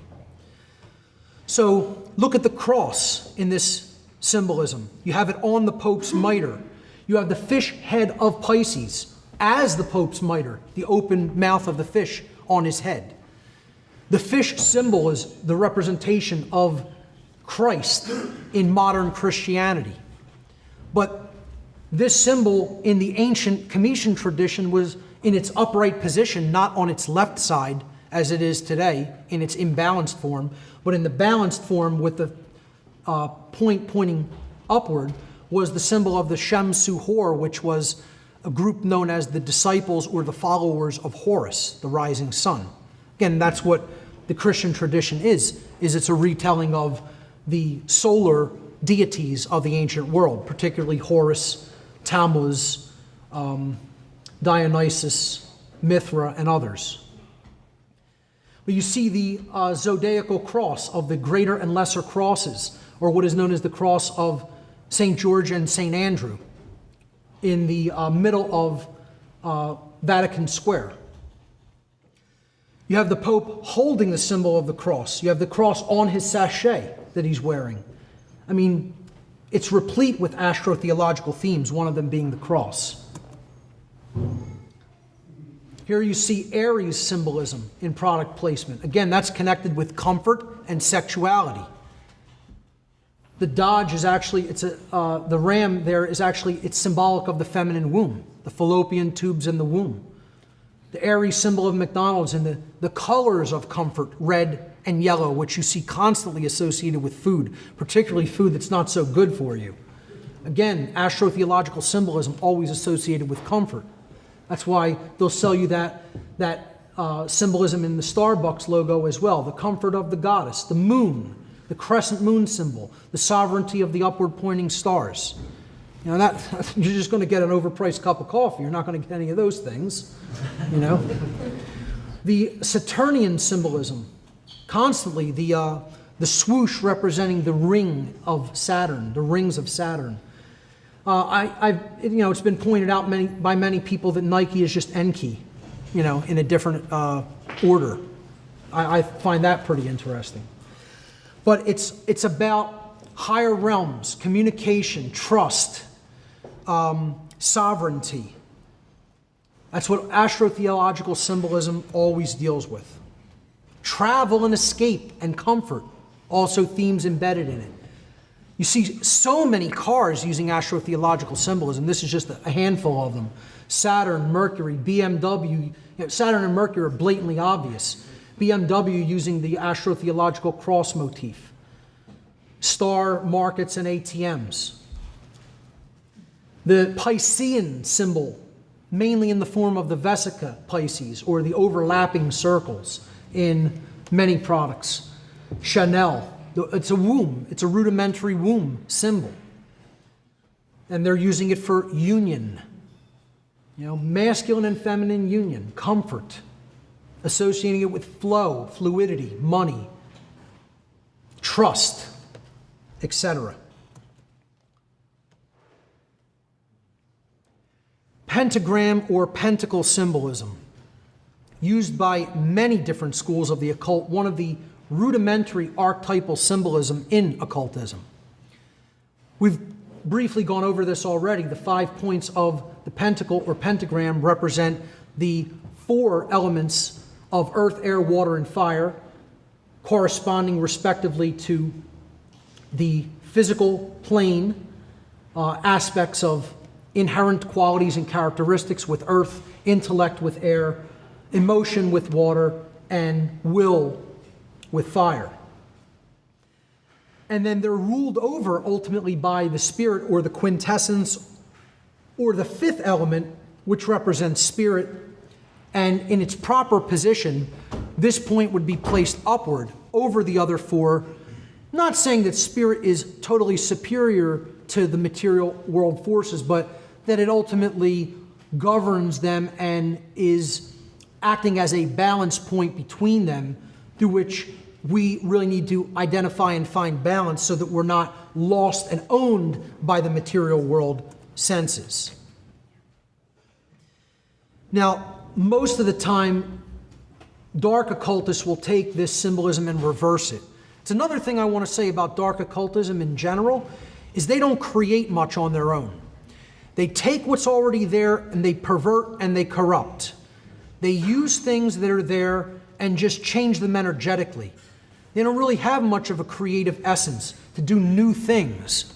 They just use what somebody else has already used to represent one thing, and then they reverse it. Similar to how the Nazi Party reversed the Vedic symbol of the swastika, which traditionally represented positive solar energy, good fortune, and enlightenment. And they took that, turned it the opposite direction, made it the crooked cross of the SS and the Nazi Party, and they turned it into a symbol of death, bad fortune, destruction, and totalitarianism, which is just a perversion of what it formerly meant. So you'll see this used in control institutions and in dark occult orders, the pentagonal symbolism reversed. Here you see it in the Victoria Police's logo. They're not upholding your rights, folks. They're upholding the divine right to rule of the crown. That's why the crown sits atop the inverted pentagram. The spiritual point is thrust downward into the ground, and they're not upholding anybody's rights but who they consider the sovereign, some clown who thinks that they have the divine right to rule over other people because of the nature of their bloodline that they were born from. You see this done in some fraternal orders, like the Fraternal Order of Police, and in the woman's Masonic affiliate order, the Order of the Eastern Star. Of course, you have the pentagonal symbolism at the pentagram building, the center of intelligence in the United States, and that exactly correlates to the middle of an inverted pentagram. Now, when it comes to inverted pentagonal symbolism or pentagram symbolism, one of the best examples is the street system of Washington, D.C., just above the White House. And again, people will debate this and insist there's nothing to this, and because of a specific reason, which I'll get to in a moment. But this is the White House from a Google Maps image, seen from overhead, and you are, I believe, looking due north is in the upward direction. So directly above in the northern direction, which Masonically is considered a place of darkness, pointing down toward the White House is an inverted pentagram embedded in the street system. Now, people will say, well, that's not even a complete reverse pentagram.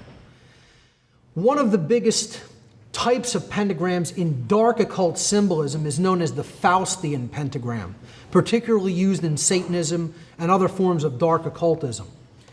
A Faustian pentagram deliberately leaves one arm absent or broken And what that symbol represents is a pact with the evil or chaotic force in the world. It represents a pact with the force of entropy and darkness, that power will be delivered unto you and into your hands if you agree essentially to give your life essence or soul over to that force. Hence, the Faustian pentagram is also often referred to as the pentagram of pacts. Now, the people who bash researchers who look at the symbolism in the street system of Washington, D.C. as a form of geomancy, which is what this is, directing energy through architecture and lines of energy on the earth, will say, how could you even say that represents an inverted pentagram when, that arm isn't there, that last part of it isn't there?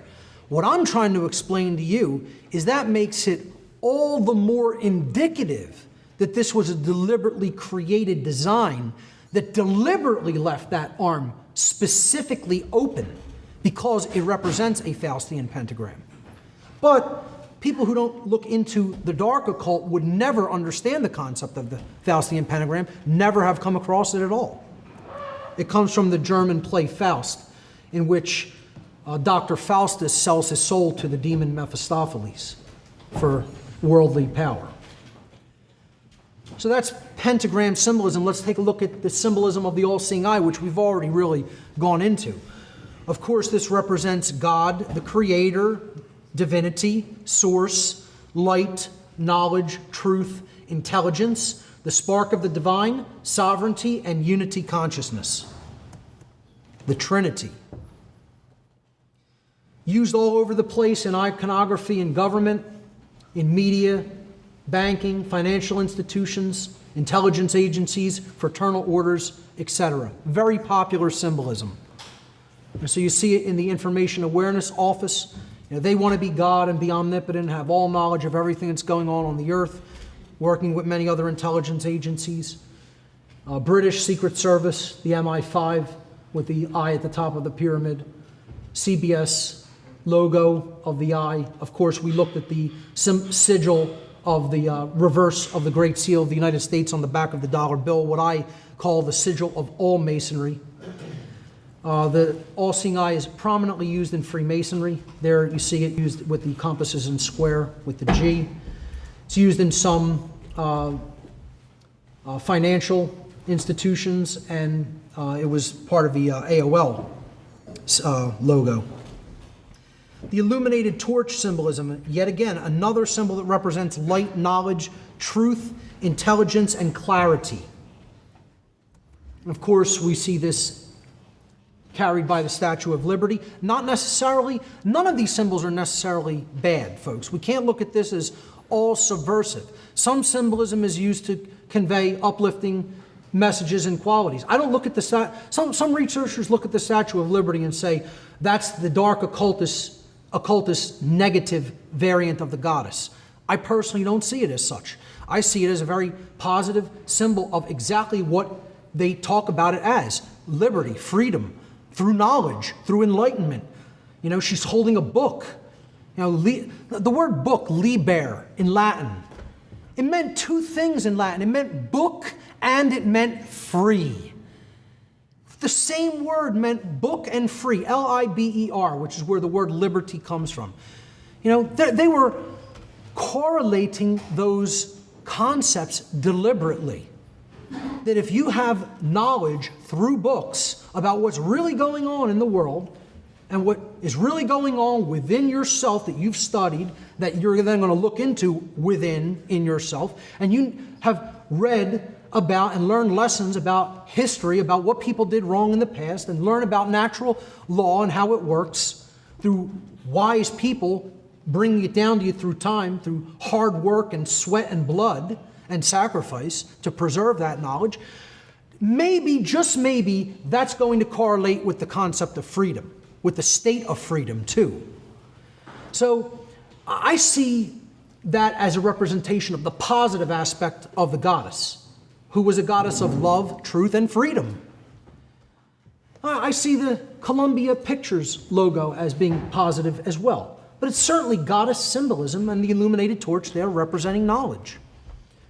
It was used on the back of the dime with, I believe it was, I don't know if that's holly, and there's another plant there with it, but yep, laurel, right? And then the Amico illuminated torch in their oil logo. So different people will use symbols for different purposes, but ultimately it's representing something that they want you to identify with and want.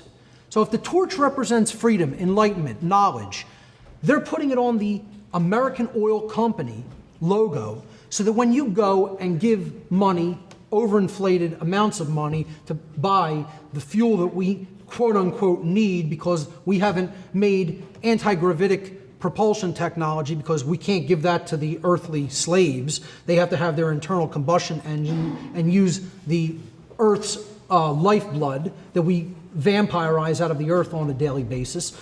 You know, and we're all guilty of it, you know, because there's no other alternative in this society if you want to travel anywhere. And, you know, they want to put the symbol of knowledge, enlightenment, wisdom, and freedom on that logo and sell you that in proxy. What they know we don't really have collectively. That's how this works. It's using the archetype for what the purpose they want to use it for. Now, something that I do see as more dark symbolism than anything else, I'm not saying that the owl always represents something that's bad or evil. It generally just represents wisdom, knowledge, intelligence, wisdom, insight, but also secrecy, predation, night, and darkness, because the owl is a predatory bird. It's a flesh-eating bird that can see its prey from a higher perspective in a state of darkness because of its superior night vision, where its prey does not have that same capability and cannot see it coming for it. That's why it's loved by dark occultism, by dark occultists of all kind. They identify with this symbol because they look at themselves as the predator class that can see its prey, that knows everything about its prey. They see it from a higher perspective, where its prey is on the ground, very low, at a lower level of consciousness, and they're in a position to very easily take advantage of that differential in knowledge. Hence, they consider themselves the wise, ancient, predatory bird. And that's why they use that symbol at meeting grounds like Bohemian Grove. A ritual of it depicted there, and one of their main sigils with the Bohemian Club owl with a belt around it representing the Ouroboros with the phrase, "Weaving spiders come not here." So they're trying to convince people they're not there to do any work. They're not there to actually get together and conspire. They're there for a simple vacation where they're just going to blow off steam and perform some homosexual acts with, paid homosexual prostitutes that they bring in there. But, you know, a big point of contention in some occult research is the owl at the Bohemian Grove. Does it represent Moloch, which is a Canaanite deity from the Levant area and ancient Phoenicia Canaan, which was seen as a bull in that tradition because he represented Baal, an older Phoenician god, Bel or Bil, which then morphed into the Canaanite god Baal or Baal, was often sacrificed, had children sacrificed to it. These burners that they actually created, these huge immolation pits, they would actually, during what was called the season of sacrifice, a 40-day period at the beginning of spring to the midpoint of spring, to give homage and sacrifice to their sun god, Bel or Bil or Baal, they would take the purest thing in their society, which was newborn children, and offer some of them to this god, the solar god, because they believed that the life force energy was in the blood, and the blood had to be offered to the god of the sun in order to ensure a bountiful harvest and the growth of crops, because that's how they looked at the cycle of life force energy. Through the blood, through the sun, through the earth, through the growing of crops in the springtime, and then being harvested in the summer toward the fall so that they would be able to survive the season of death, the winter. The concept of the immolation rites of Canaan, of the Canaanite tradition, these rituals were actually known as Molochs, M-O-L-O-C-H. Okay? The Moloch was the ritual. The god that they were sacrificing to was Molech, M-O-L-E-C-H. This became tied with some symbolism of the owl in that region, particularly because this region was close to the Sumerian region, and some of the belief systems of Sumer promulgated to that region, and the owl was a big symbol of goddess tradition and solar cult tradition in the Sumerian and Akkadian regions. So these concepts of the bull god and the owl god as being solar deities kind of crossed over with each other. And I would say that the Bohemian Grove owl does correspond to Baal. It does correspond to the sun god that they worship as part of this cult of the dark sun that I've been talking about. And they certainly perform a sacrifice ritual to that owl. It's called the cremation of care. They're sacrificing care to the god because they don't want that generative principle operating in humanity. So what do? In effigy, allegedly, they burn a child. It's a male child. And what is the name of that male child in the ceremony, the dark occult ceremony known as the cremation of care? They call the male child dull care. It's a mockery ritual. It's a total mockery ritual. They're saying humanity's care is dull. They can't defeat us. We're burning up their dull care on a yearly basis, and it's cake work. You know, it's a piece of cake for us to do because they don't see us, you know. They don't see what we're about here, what we're really gathered to focus upon. I would say that's just the mock ritual that goes on out in front of the other lower level members to basically focus their energy. I would say, as in all ancient priest class rituals, there was always a real ritual going on behind some fake ritual that was performed up front. But then in what was known as the Holy of Holies, through the veil somewhere, probably deeper into the Californian groves there's probably a real sacrifice ritual that takes place where they're channeling all of that energy that, you know, is being focused on this proxy ritual and, you know, using it for their benefit in the real ritual. The cremation of care, I mean, it's right out in people's face. More so, it's out in our face in architectural ways, where in the city where I'm from, on the left there is Commerce Square, one of the banking centers of Philadelphia. So clearly, two owls standing side by side with their wings down at their side. You know, I don't know how anybody can deny that those buildings are built deliberately to look like owls. What other building do you see with diamonds at the tops looking like ears anywhere in the world? You know, but don't worry about it. The bankers, they have nothing to do with the dark occult. You know, they have no religion. It's all just secular humanism all the way, and they're just, they're trying to fight those bubbles that come up constantly. They want to make it work for us. Have our interest at heart. This is the Frost Bank building. Again, it seems like the financial, quote-unquote, elitist trash really like the owl symbolism in their buildings. You know, this one, even at night, is even more pronounced with the eyes, you know, lighting up very clearly. This is the Capitol building.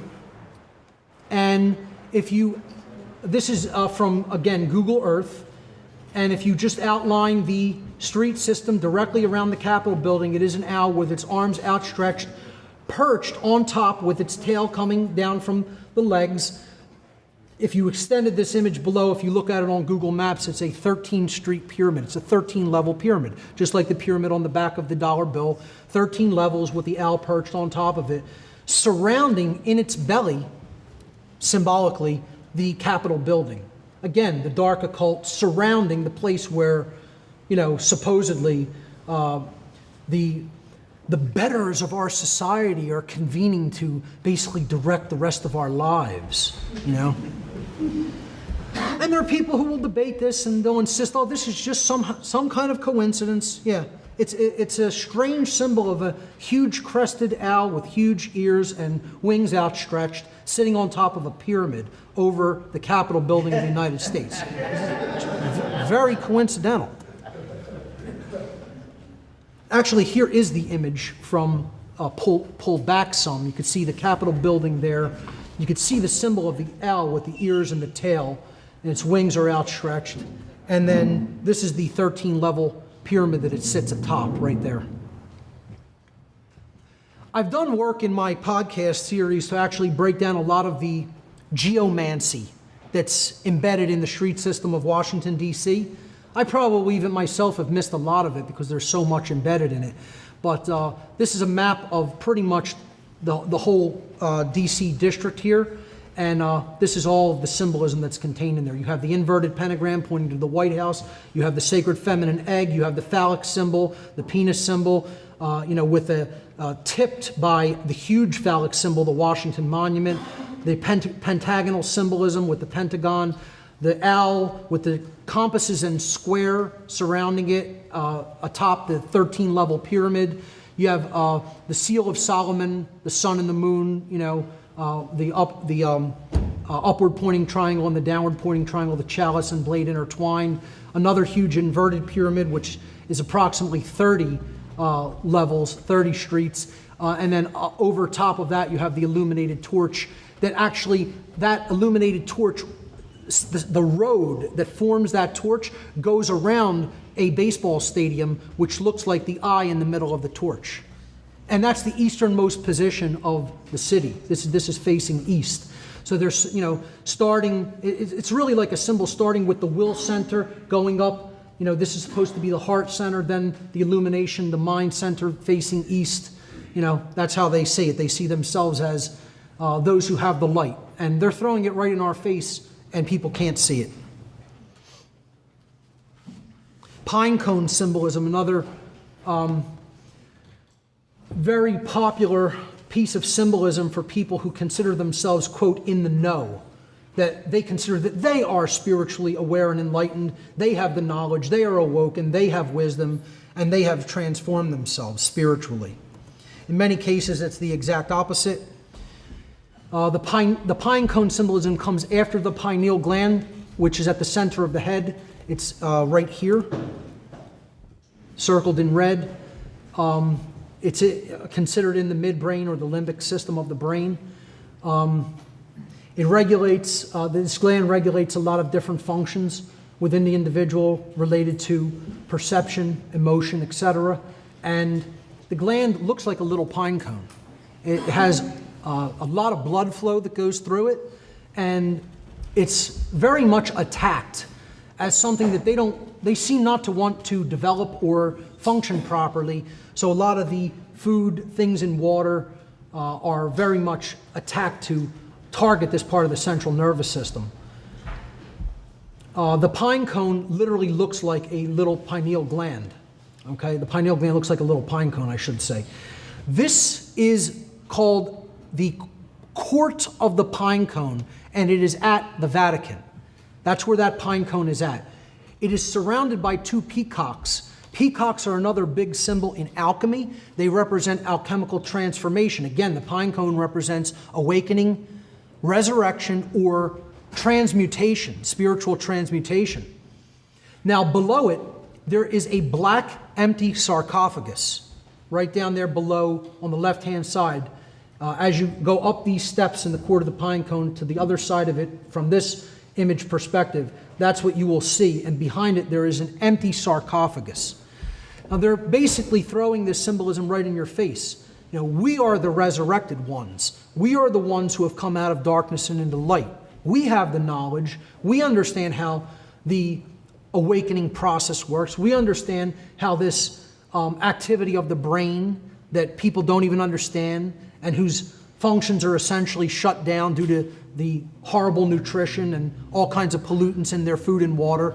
We know how that works, and we have done that transformation to ourselves, but that's not for you. We're going to sequester that and keep it to ourselves and keep it here. And they never mention this. You'll never hear about this by the Vatican. But just go on Google Images and you'll see tons of images of it. Type Court of the Pine Cone. You have a lot of tourist images that just take pictures of it. Of course, here you see the Pope in his astrotheological regalia here, holding the cross, but at the base of it is the pine cone right there in his hand. I circle it right there. In symbolic iconography throughout the ancient world, the pine cone is revered. It's always a symbol of the transformation of a god. Often the god is giving that spiritual essence or knowledge to humanity. Here you see it in the Akkadian tradition of one of their gods, a clearly non-human looking entity. Here it is in the Babylonian tradition. Oh, I'm sorry. Let me go back one.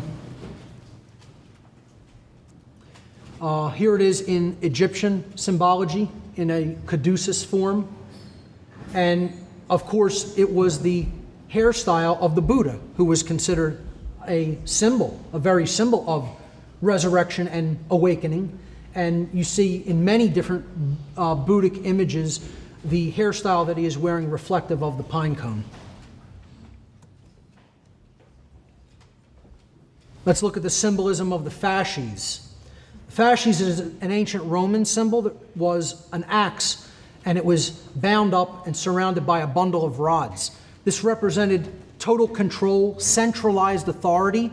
The Roman Empire was represented by the axe, and then its satellite states were considered the rods, all held together by the authority of Rome, the bundle of staffs. It represented total control, total domination, strength, combined power, and authority. I see this as a highly negative symbol, a symbol of oppression. So then the question is, what is it doing in so much government symbolism?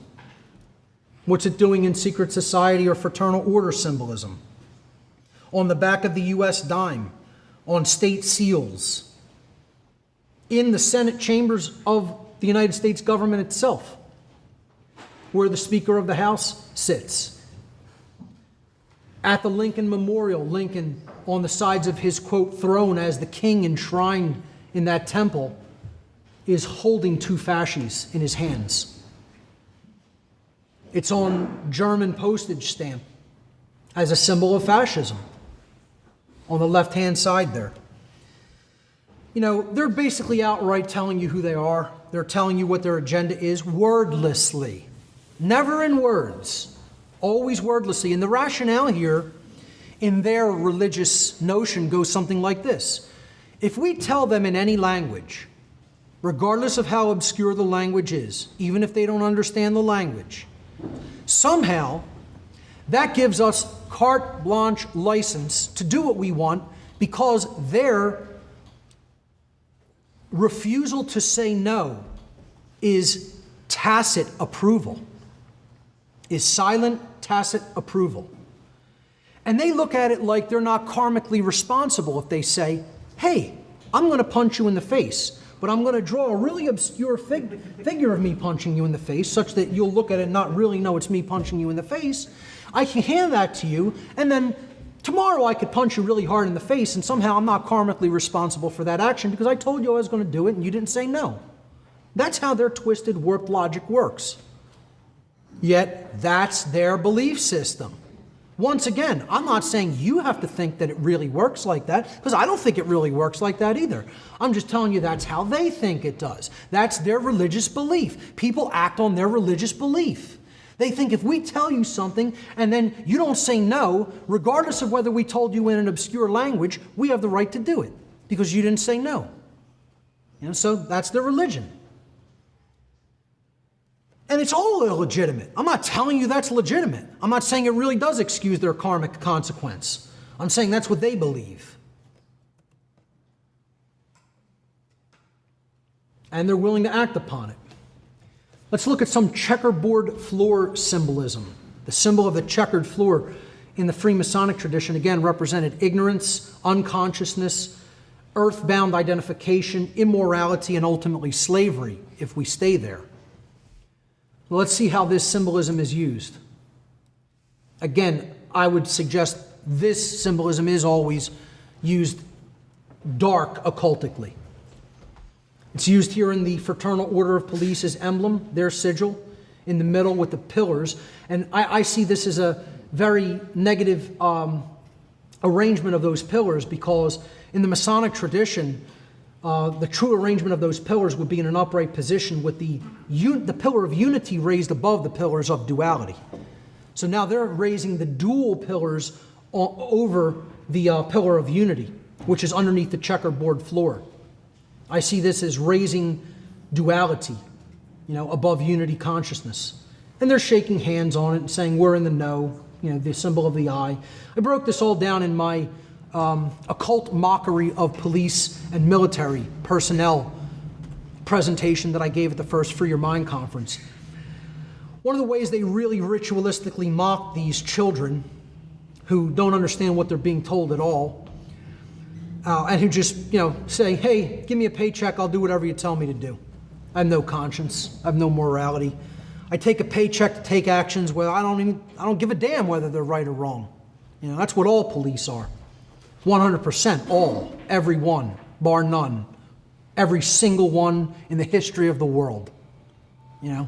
People won't come out and just say something as simple as that, as factually flat out as that, because they're too afraid they're going to offend somebody's delicate sensibilities.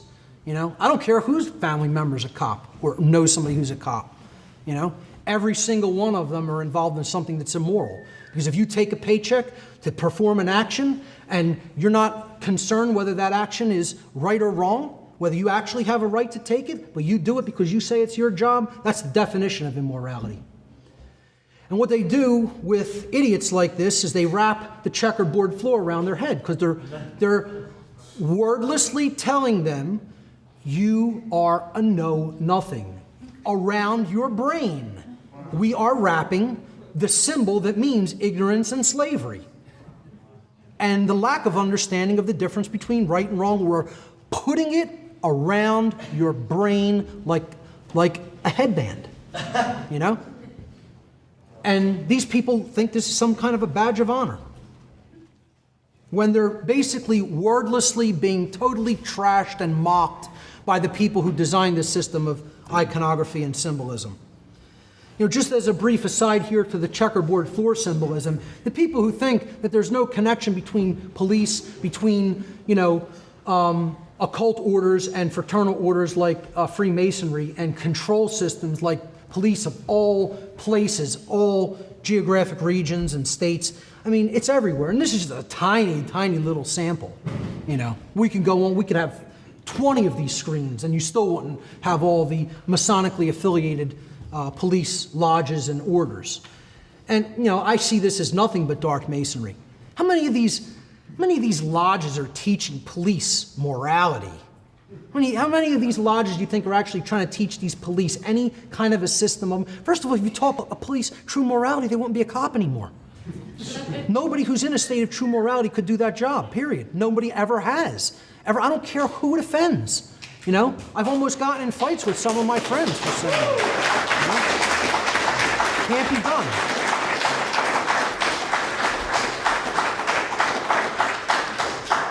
The two are antitheses of each other. Order followers, by definition, are performing an action without first engaging and ensuring for themselves that they know that that action is within the bounds of morality, and they know that they are not harming anybody by taking it, or they're not doing something that they have no right to do by taking that action.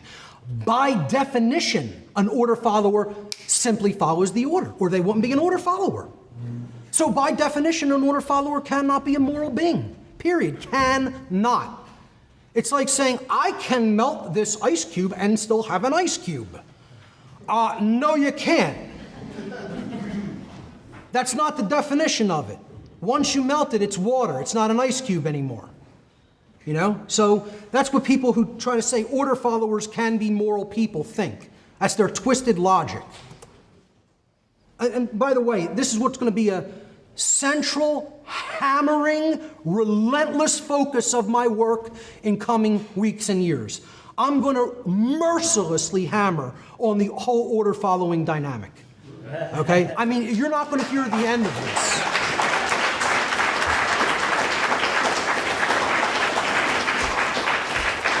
I'm going to build whole presentations on nothing but the dynamic of what order following actually is. And try to make it so simple that a 2-year-old could understand it. Okay? So the next piece of symbolism is the hypercube. I think this is the last piece of symbolism. How are we doing on time? I think I'm way ahead in this section. Oh, great. I'm right on time then. Beautiful. Okay. So right now it's 4:30? Yes. Perfect. Okay, the hypercube is depicted here by this really cool animation. I finally found a really good animation of the hypercube that explains the concept of the cube inside the cube moving endlessly through itself. Thus, in dark occultism in particular, the hypercube represents an eternal prison. It's a very, very concealed and high-level symbol in dark occultism. Many times this will not ever be shown or talked about with a lower level initiate in the occult. All right, so we're talking about high-level dark occult symbolism now. The hypercube's meanings or interpretation are total control, total domination, entrapment, lockdown, no escape, permanent imprisonment, I really should have wrote on here, and permanent slavery. No way out. The mind is taken. The soul is taken. It's gone. Okay? And it's in the trap. All right? So I hope people can really understand how this is a perfect symbol of that, because it's like the earthly contained within the earthly, the symbol of the cube or the square, and it's full 4-dimensional perspective. That's what the hypercube is. They call this the extruded cube. It's a cube rotated into all other dimensions so that it becomes what is considered a 4D object. You actually have many cubes there rotating amongst each other, okay?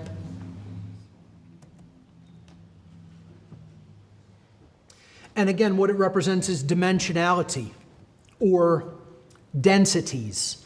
If you look at the dot as having no dimension, as just a single point in space-time, it has no depth, width, height, anything. That would be 0D. If we extrude that, if we pull that through one dimension, that becomes a one-dimensional object or a line. If we then extrude the 1D object, it can become a plane.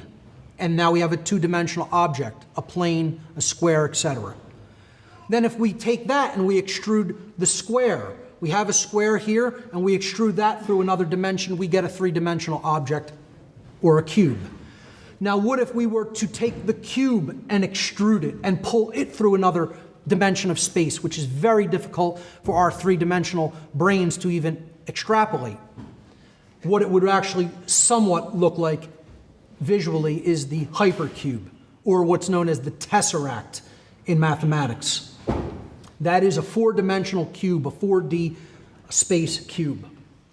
Now, in one of its 2D projections, if we rotated this in a certain way, this cube, we would get this 2-dimensional projection of the hypercube. And you see that the 2D projection of the hypercube is outlined by an octagon. The outside edge of the 2D hypercube projection in this orientation is the hypercube. So in dark occultism, whenever you see the octagon or you see the 8-pointed star, the 2 squares laying at a 90-degree angle over top of each other, almost invariably you're talking about the hypercube, and it's just a 2-dimensional projection or variant of the hypercube. And I'll show you what I mean by this. Okay, the first thing is the hypercube in its octagonal projection is used by the police, particularly here in America. Cops wear this really strange 8-cornered hat. It's an octagonal hat, and it's black. And they're putting this once again on their heads. See, the dark occultists who design this stuff and who understand what it means symbolically and understand what it projects energetically always target the brain. You know, they're not taking body shots, they're taking head shots.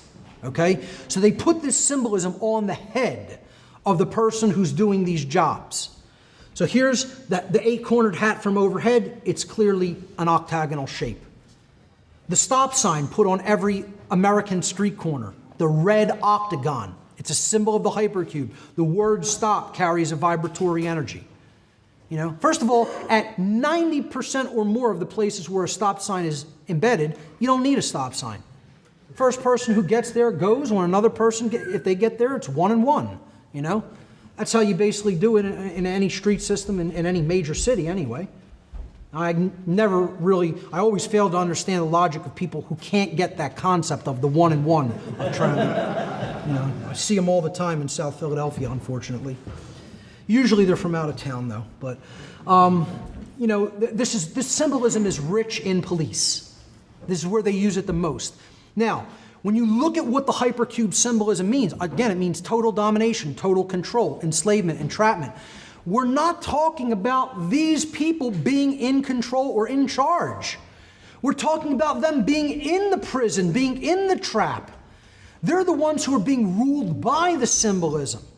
You know, they think they're the people who are in control, who are making decisions, who are controlling other people. These are the perfect house slaves who are ruled by the real dark occult masters who are putting this satanic symbolism all over their bodies. And they don't even know it because they're so stupid. Now, literally, I mean, look, I'm just going to say it like that, folks. I don't care who gets offended in the room. I don't care who gets offended out there in internet land. You know, these people are stupid. They haven't seen the inside of a book since they were like 5 years old. You know, they don't read. These are people who don't read, period. I'm not going to be ruled by people who don't read, not in this lifetime. You'll take me out of this life, but I'm not going to be ruled by it.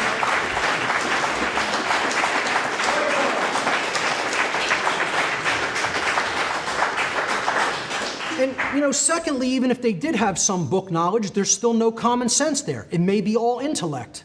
Doesn't make a difference. If it's not balanced by heart knowledge, it's not real intelligence. If it's not balanced by the knowledge of common sense of the difference between right and wrong behavior, it's not real intelligence. It's only intellect, which, you know, that will get you destruction every time when it's not balanced with the sacred feminine. So, you know, here's the Sussex Police emblem. 1 square, 2 squares. Again, that's another projection of the octagon or the hypercube, because look at the enclosed space. The enclosed space is the octagon. Okay? So 2 squares overlapping each other, always in occult symbolism, means total control. We control it all, including the mind. There's no escape. Okay? The hypercube is the enclosed space. And where is it? On the head, once again.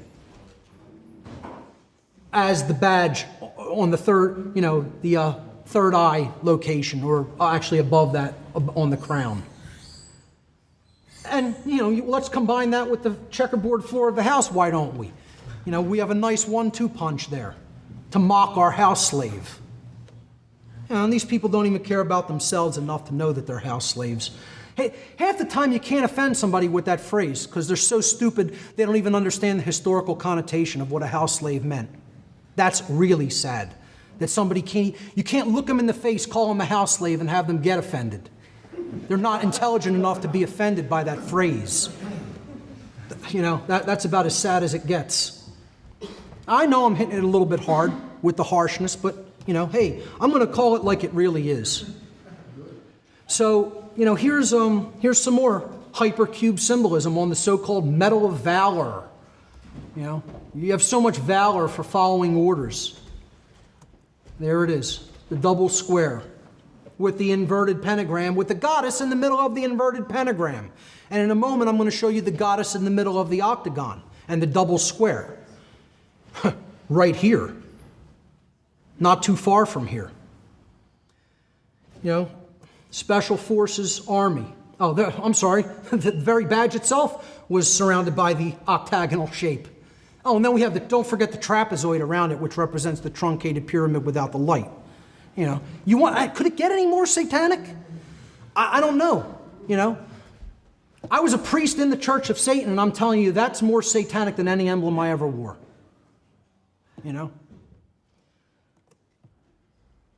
Around Fort Knox, enclosing the gold, symbolically the alchemical gold, You know, it's the gold bars that are no longer there. But, you know, we're going to enclose the whole place in the octagon. Again, it represents security, lockdown, etc. The octagon is the fighting ring of, you know, extreme fighting, where, you know, the maximum damage to the human brain happens. Hey, you know, say what you will about the martial arts, full contact stuff that can actually have damage to the brain, I feel is like masculine posturing. I understand it's a competition of force, but, you know, at some point, you know, if aggression comes my way, I'm not about trying to prove I'm the better fighter, you know. At that point, if it's about your freedom and your life, it's about taking the other person out. That's it. And it's not about proving anything to anybody. You know, it's about, at that point, am I the better shot than you? You know, so it's used in security systems constantly. It's probably the main or only shape that's ever used in security systems anymore, because they use that archetypal symbol of the octagon or hypercube to represent that total lockdown. Now, very close to here in Manchester, just in Hartford, this is the Hartford City Hall. It's a huge phallic symbol. Underneath that huge phallic dome in this temple, and I'm telling you, it is an elaborate, ornate temple, this place, if you've never been to it. Art took Barb and I there yesterday for a little tour, and the architecture is impressive. Okay, it's beautiful. But when you step into it, you realize you're in a satanic temple, you know, because here they have the goddess right underneath that huge phallic symbol of masculine energy. She's encased in that phallic symbol and the energy that's within it, representing masculine domination, the law of man. And what do we have down at the bottom there, folks? The double square surrounding the goddess's platform. Yep. There it is, taken from above. You have the sun and the moon encompassed in her base there, and she's standing on that pedestal, and the double square surrounding her. I couldn't obviously reach out far enough to get it directly overhead, so it's slightly skewed, but you can clearly see the two squares. And then this is, if you go right to her feet and you point your camera up, you're looking at the dome. Look at the shape of the dome, the octagon. Right above her head. I'll take it back so you can see that. There's the double square. Right above the goddess's head as you're standing at her feet in this temple that is the main, the main iconography from the outside is a huge phallic dome. Then that is the underneath side. That is the top of that phallic dome. She's standing right underneath it. And if you actually look up from the bottom at her feet, it's an octagon right above her head. So she's surrounded by the octagon bottom and top. But there's nothing to that.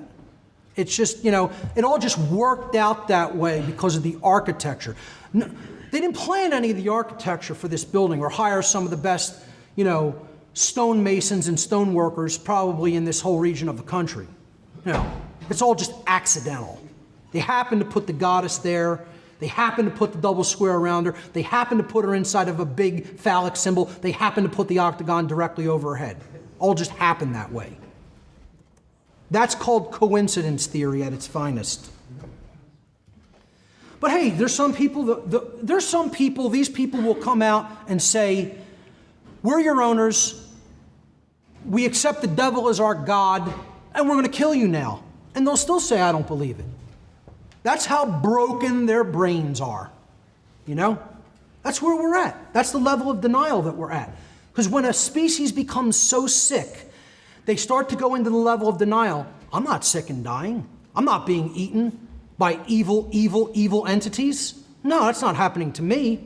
That happens on other worlds. It doesn't happen here. You know?